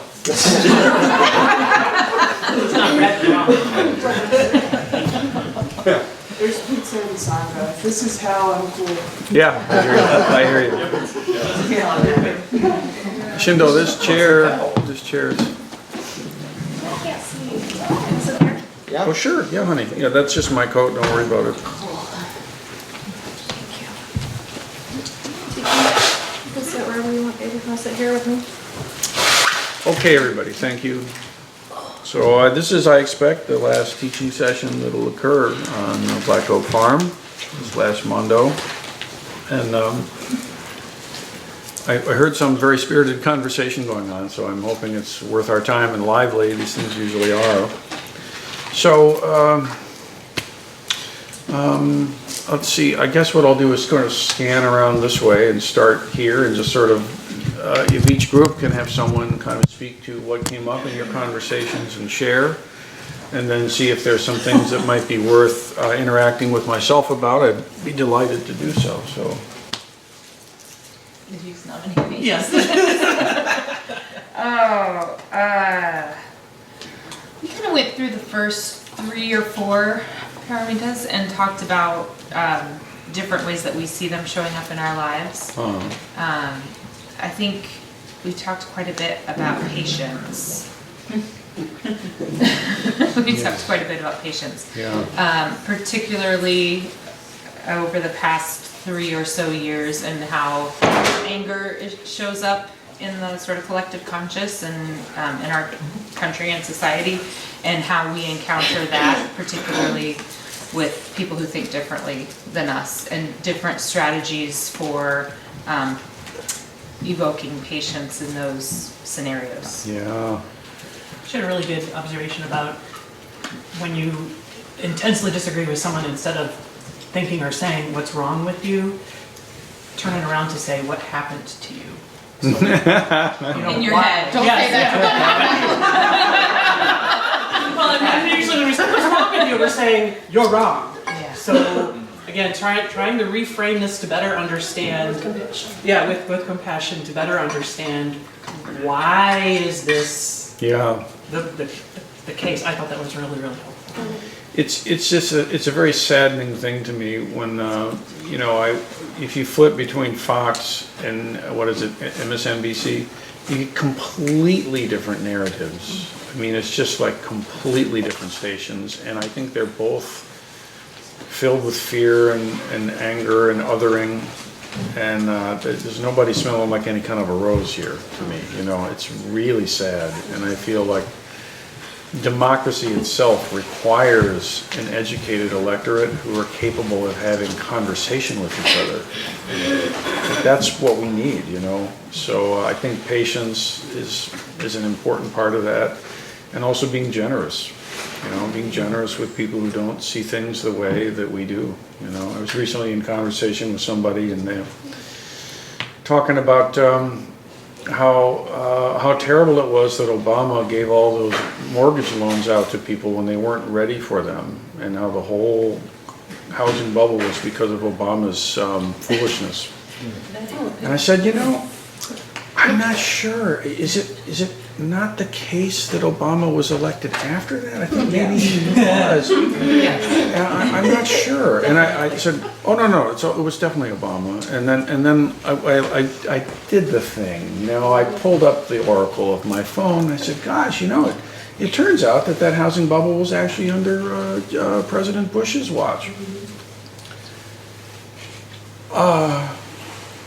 I don't know about that, but you know, and it was just like, wow, this distortion of memory and everything, because it doesn't fit the narrative that this particular person is ingesting every day, right? And it's got the same quality of a religious fundamentalist who can't hear something that might be like counter to the gospel as they've been taught, because that's sinful to even hear. You can't even have the thought, you know?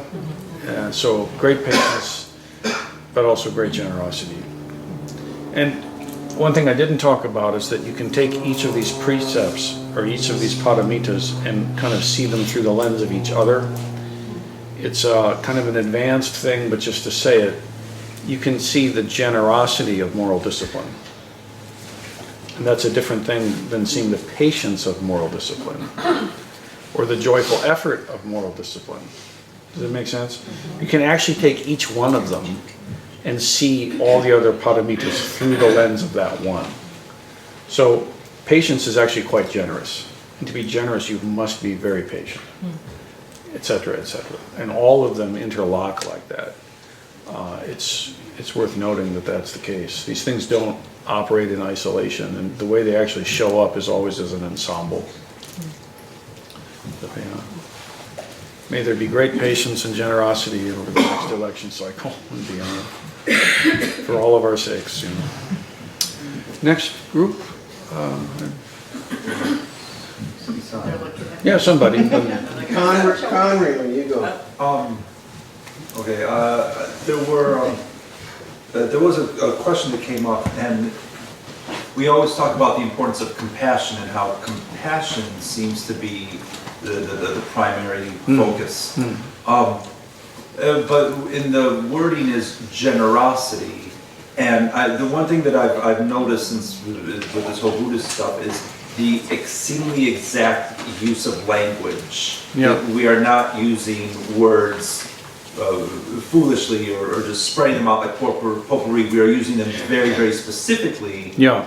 And so we're trying to figure out generosity and compassion. Are they obviously not straight synonyms, but No, what's the overlap and how are we to reconcile this?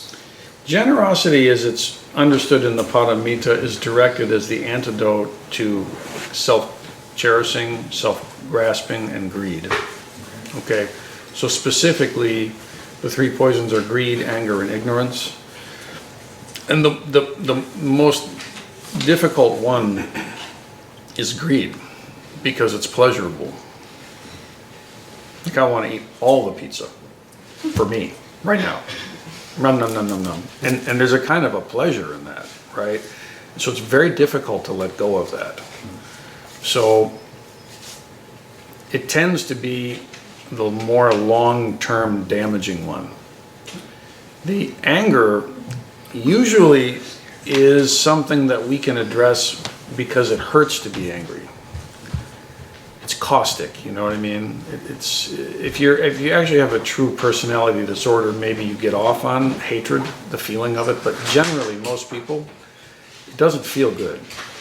So it's kind of always leaves a weird taste. You have to shake it off. It doesn't feel good to get so angry you lose your shit and throw stuff. It doesn't, you know. Might feel powerful, but after it's done, it feels bad. Greed can feel good all the way through. I want more, I got more, it feels good, now I want more. You know what I mean? So anger is more damaging in the initial, but it's easier to correct because it's easy to make the case to the self why it's dumb. Greed is a harder sell, honestly, sometimes. And so the generosity of the Paramitas, as I understand it, is really directed at cultivating that specific quality of generosity as a specific antidote to the specific disease of greed. Compassion is far overarching. Compassion overarches all of this stuff. All of this, you could say, it wouldn't be wrong, all of these things are aspects of compassionate mind. That's what this is, in a sense. So compassion is actually much broader than simple generosity. Sometimes compassion is withholding. That can be, you know, we're in Doksan, there's a koan. I know the answer, you don't. I'm going to withhold the answer. You figure it out yourself. Ring. Okay, so, but actually that's compassion, right? It would not be compassionate at all if I just made a video and just explained everything and gave all the answers. First, I'd be breaking my vow as a received transmitted teacher. I make a vow not to explain those things. That's a very important part of being a teacher. But if I were to disregard that vow and just go ahead and do it anyway, I would crush the benefit that would be possible for you. So sometimes withholding is generous. Does that make sense? So compassion is far broader. Okay, thank you. Please. Our group, yeah, we dove right into patience as well. It was a sort of a chronic thing I brought to our triad that I face with my family, family of origin, and the usual suspects that are around during high holidays and such. And there's definitely the gene of lack of impatience and quick to anger in my family. And so discerning, you know, how patience arises. And at times, when the no move is not the best move, and knowing when no move is the best move, or knowing this groovy move that actually is addressing the situation at the time without creating more suffering at all for anybody. Yeah, that's, if you can pull that off, that's great. Well, yeah, so that was what we were talking about, and how it's so situational. Yeah. And depending on who you're with and all of that kind of stuff, all of those other factors. The factors are time, position, place, and degree. Those are the factors. And then there are causes and conditions. And so this is a part of the wisdom, is to be able to discern what in fact are the causes and conditions at work, and what is the implications of them. We said elsewhere that part of awakened awareness is being able to see. Part of spiritual powers is being able to see. The way it's written is into people's past lives and into future lives.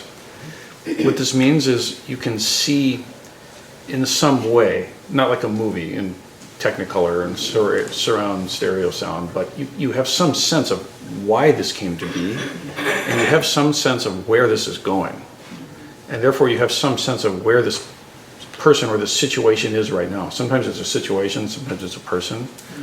And so when you have that little bit of a fuller picture, a little bit more bandwidth to the situation, we can make more and more skillful responses to it. When we do not understand the causes and conditions that have given rise to it, when we cannot see what the implications are and how this is going to go, it's very difficult for us to know what to do, right? So if I don't know, if I don't get a read on that, I don't move. Or I move in ways that are like way more reliably than not going to not antagonize as much as I can tell. But sometimes if you have the intention for it, you can use spiritual power to discern or reveal or ask for clarity, however you want to phrase that, more insight into why this came to be, how this came to be, and where it's going and what might be useful. So one of the primary uses of spiritual powers for the Bodhisattva is to enhance their upaya. So may I understand how to be in this situation more skillfully, right? And the Bodhisattva has to be very comfortable not knowing what that's going to be. This is a necessary ingredient. For upaya to be skillful, a lot of times I ask for insight into what's happening, implications of where it could go, and get glimmers of ways to intervene, and I don't completely understand why. And yet I trust that and act on that, and a lot of times it works out to be that's exactly what that person needed, beyond my capacity to definitively say why. Later they come and say, you know, a year ago when you said that thing, it really pissed me off. But actually you were so right. And it's not me that's right, actually, it's the Dharma that's right at that point. So this is one thing that we can all look forward to, is that as our practice matures and deepens, we can get some better sense of what the causes and conditions are. And it's never going to be perfect, but it gets more perfect in a certain way, you know. And it's very different if we're in a covenanted Dharma relationship together than if it's just a person in the street. It just is. It's different. I don't have permissions. I don't have empowerments. They don't know me in this role. And so I have a different capacity to affect things, and I have to bow to that, you know. So it makes me bow to the bowing that we do even more. Yeah. Go, Kyoyo. I was just going to comment on something that I actually shared at Sangha Circle, and just talk about the differences in relationships, and especially when it comes to patience, is bumped up against another Sangha mate. I know it's hard to believe in the Shangri-La that we'd actually bump up against each other in a way that felt like, well, what are you doing? You're pissing me off. But it was really an interesting experience in that I could almost see this collective pause between the two of us and almost watch us making choices, like, let's go down this road and not this road. Yeah. And it ended in a very nice way. Those are moments of real grace, to use that word, you know, to be able to, because our karma and causes and conditions are going to clash with each other. This is not a problem, this is necessary and good. This is part of training, Sangha training. Sangha life is we live together, we're willing to be vulnerable to each other, we're willing to receive correction from each other, and we're willing to do that bumping up in the context of vow, in the context of Sangha. Because honestly, folks, if we can't do this as Sangha, it cannot be done amongst humans. Straight up, right? I mean, this is as good as the deck can be stacked in our favor to being able to work shit out. It doesn't get better than this. And so let's do that. And even so, there still will be some cases where it can't be worked through. That's also still true. And when that's the case, we have to bow to the fact that that's the case. But most cases it's not. Most cases it's a legit, we can work this through. It's important to know though that even the Buddha would expel people from his Sangha. There are certain people that he famous story, he's there on the high seat, much like I am now, and of course he had thousands in attendance, we don't. Probably better for everybody. And the living room is far too small. But he wouldn't teach until a certain set left. They were not there of good intent. They had the wrong mind, and he wouldn't teach. And eventually, they kind of got the memo, and they left. And then he said, "Well, now that they've left, I'll begin." And that's Shakyamuni Buddha did that. You know what I'm saying? So even people at his level, still there are some things they can't. Devidatta was his cousin, who became very competitive with him and wanted to take over the Sangha. And wanted to run the Sangha, and actually so much so that he tried to kill the Buddha. Literally, he tried to assassinate him. And he did lead a coup in the Sangha and pulled many monks, and they made a schism and a subset and all that. And, he had to deal with this. You know what I mean? So it's not like the Buddha could always make nice every time. But, damn if we don't try. And when we stack the deck in vow, most times we can. Unless it's really a pathology, it's workable, and even then there's maybe ways we can work with it too, so thank you for that practice. That's a very important practice to the Sangha. Can you repeat those four factors that you said? Time. Oh yeah, time, position, place, and degree. Okay. It's a technical map of the different forces at play. Time is when. Position is in relationship to. Place is exactly where. Like that matters. Degree, how much. Yeah. So if any one of those is misplaced, it's potentially a problem. Not right, They all actually have to line up. Like place is very important.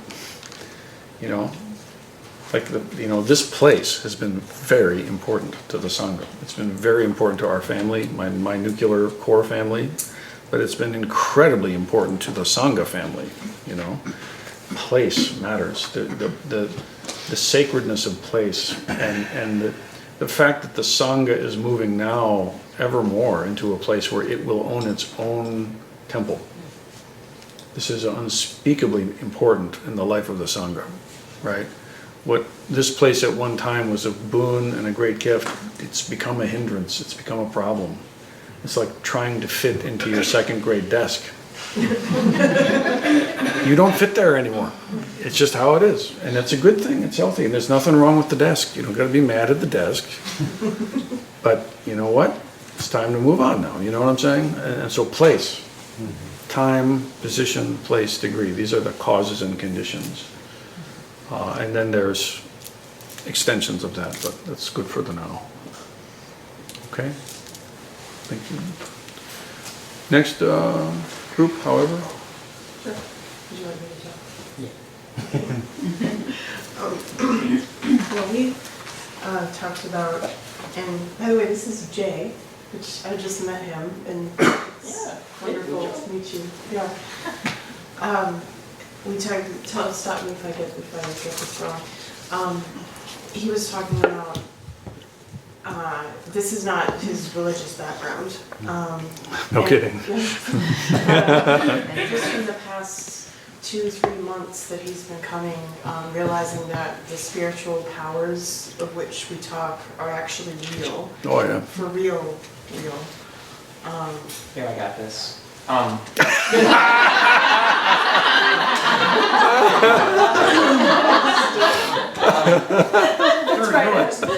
do think it's really interesting that the spiritual powers are real. Like, I really like how you talked about the cookie. And you cast that on in your mind, and then it happens. Yep. I thought that I have been like atheist agnostic my whole life, and so are my brothers. That you could do worse. A lot worse. Yeah. So I'm trying to tell my brother about how I've been coming to temple, and it's like improving my life, but I still feel like my brother Ben is like, he's just too skeptical to come or, try for himself. That's cool. Let Ben be Ben. Yeah, it's chill. But the spiritual power thing, like you got yourself to stop texting when you're driving, right? Yeah. So that's exactly what I'm talking about. That's magic. Okay, you set an intention, you wrapped it in vow, and you had a ritual way of manifesting it, and that makes the intention stronger. And what you have to do is you have to have your intent and your intention be stronger than the karmic force that's pushing in the opposite direction. We call it karmic habit energy. Okay, a habit has its own momentum, has its own energy, has its own will to perpetuate. And so to interrupt that pattern, you have to do something that's stronger than that karmic habit energy is.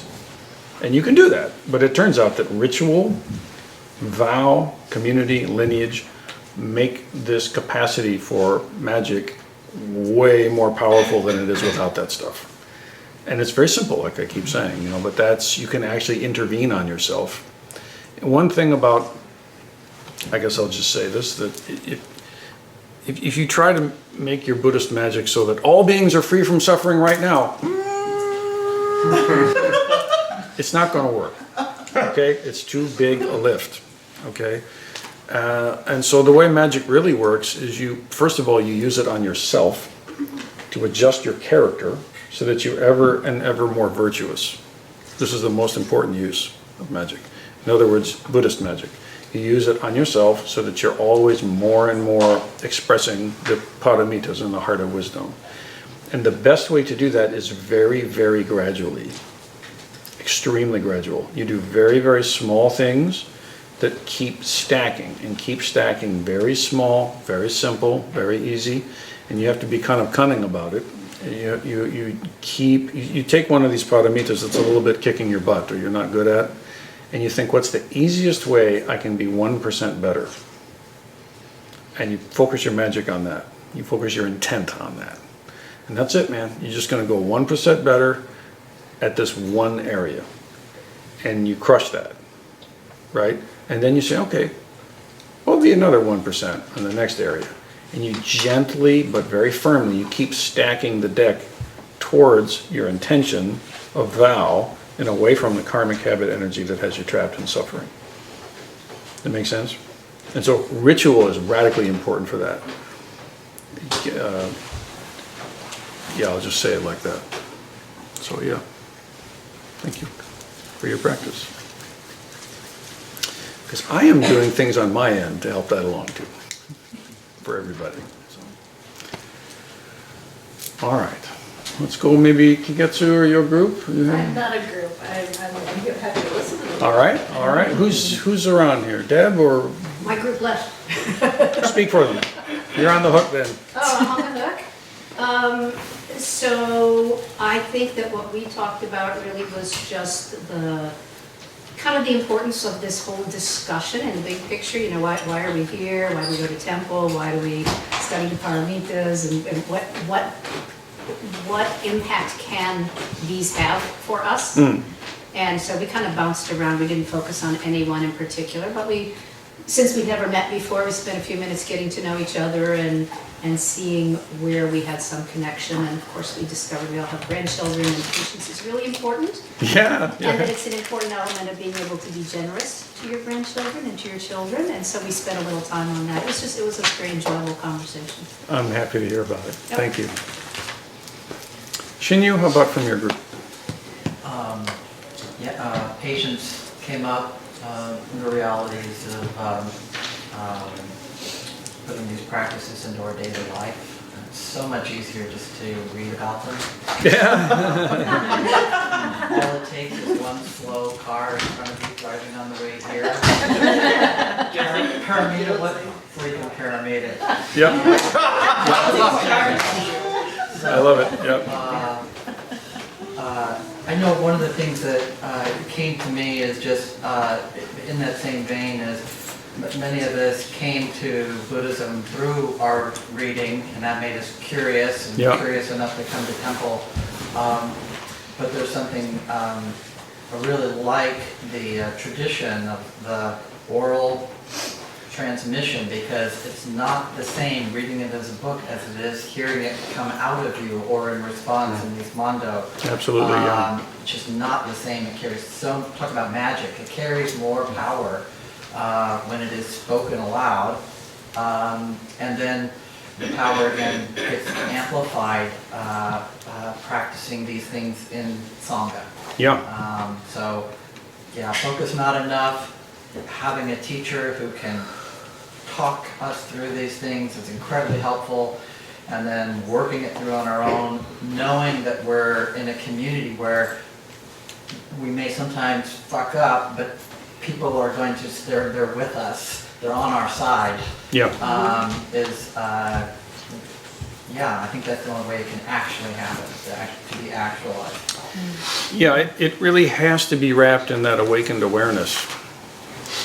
That's one of the things is, you know, a book is a perfect book, and we're not books. So we can get inspiration from books, we can get some clarity from books, but we can't model our life on a book. Welcome. So it takes a human Buddha. Even a great spiritual, great cosmic celestial bodhisattva or what have you, or earth sentient, many kinds of entities and energies and whatevers. But the fact is, you need a human Buddha that you can see, that can see you and go, right? You need that, because that kind of awareness allows the Dharma to actually transmit to us. This is it's not just, it is that it's better in person than in a book, but it's also the reason behind that is that awakened awareness. So when we are in the teacher's presence, or when the teacher calls Sangha and therefore us to mind, then we are in that awakened awareness. And it's in the context of that protective shield, that protective bubble, that mandala, that the Dharma can actually start to flow for real. And it starts to wake up in us. And a book can serve many useful purposes, but the best one is to inspire us to connect with a real teacher and get connected to a real Sangha. And yeah, I like to read too. Yeah, I love it. I mean, I've got more books on my reading list right now that I can get through. I love them. I'm not knocking books, but yeah, it needs to be in human form.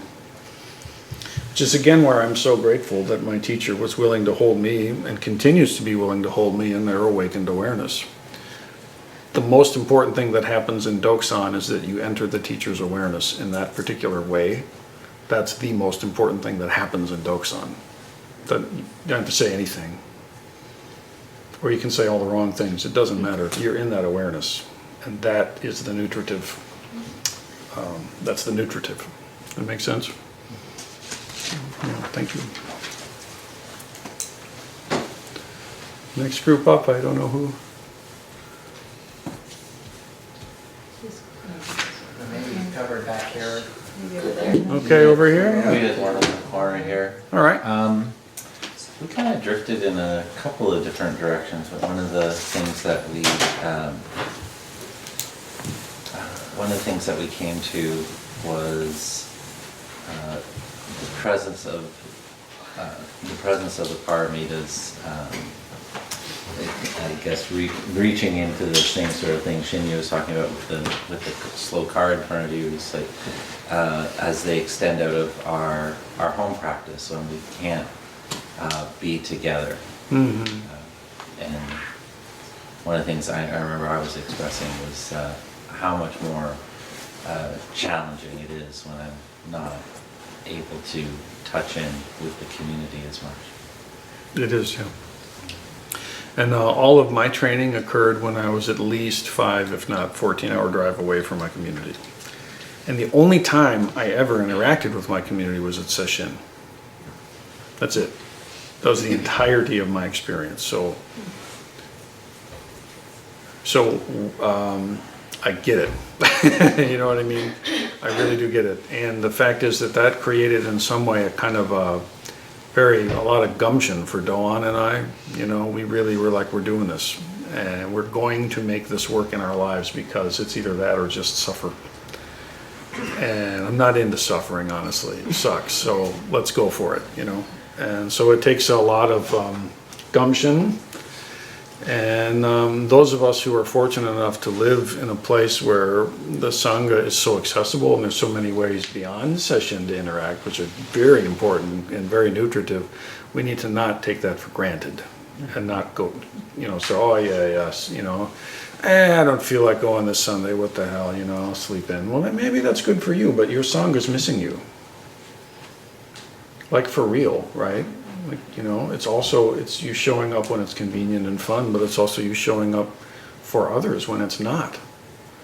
Yeah? So it's like this all the way up and down the chain. And once in a while, of course, you take a Sunday off. I know, I get it. But the mind of generosity, the mind of Sangha, the mind of practice, right? As much as you can, and we're all incredibly lucky here, right? We are extremely lucky that we have the Sangha to practice with in the way that we can, but let's not take it for granted, and let's do the work of rubbing it into our daily life. Thank you, Krishna.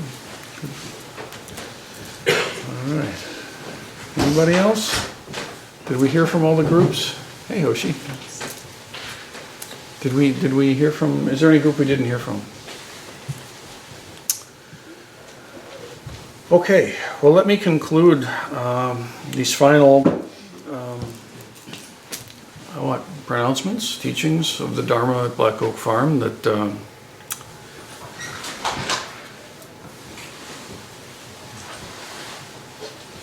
I have spoken.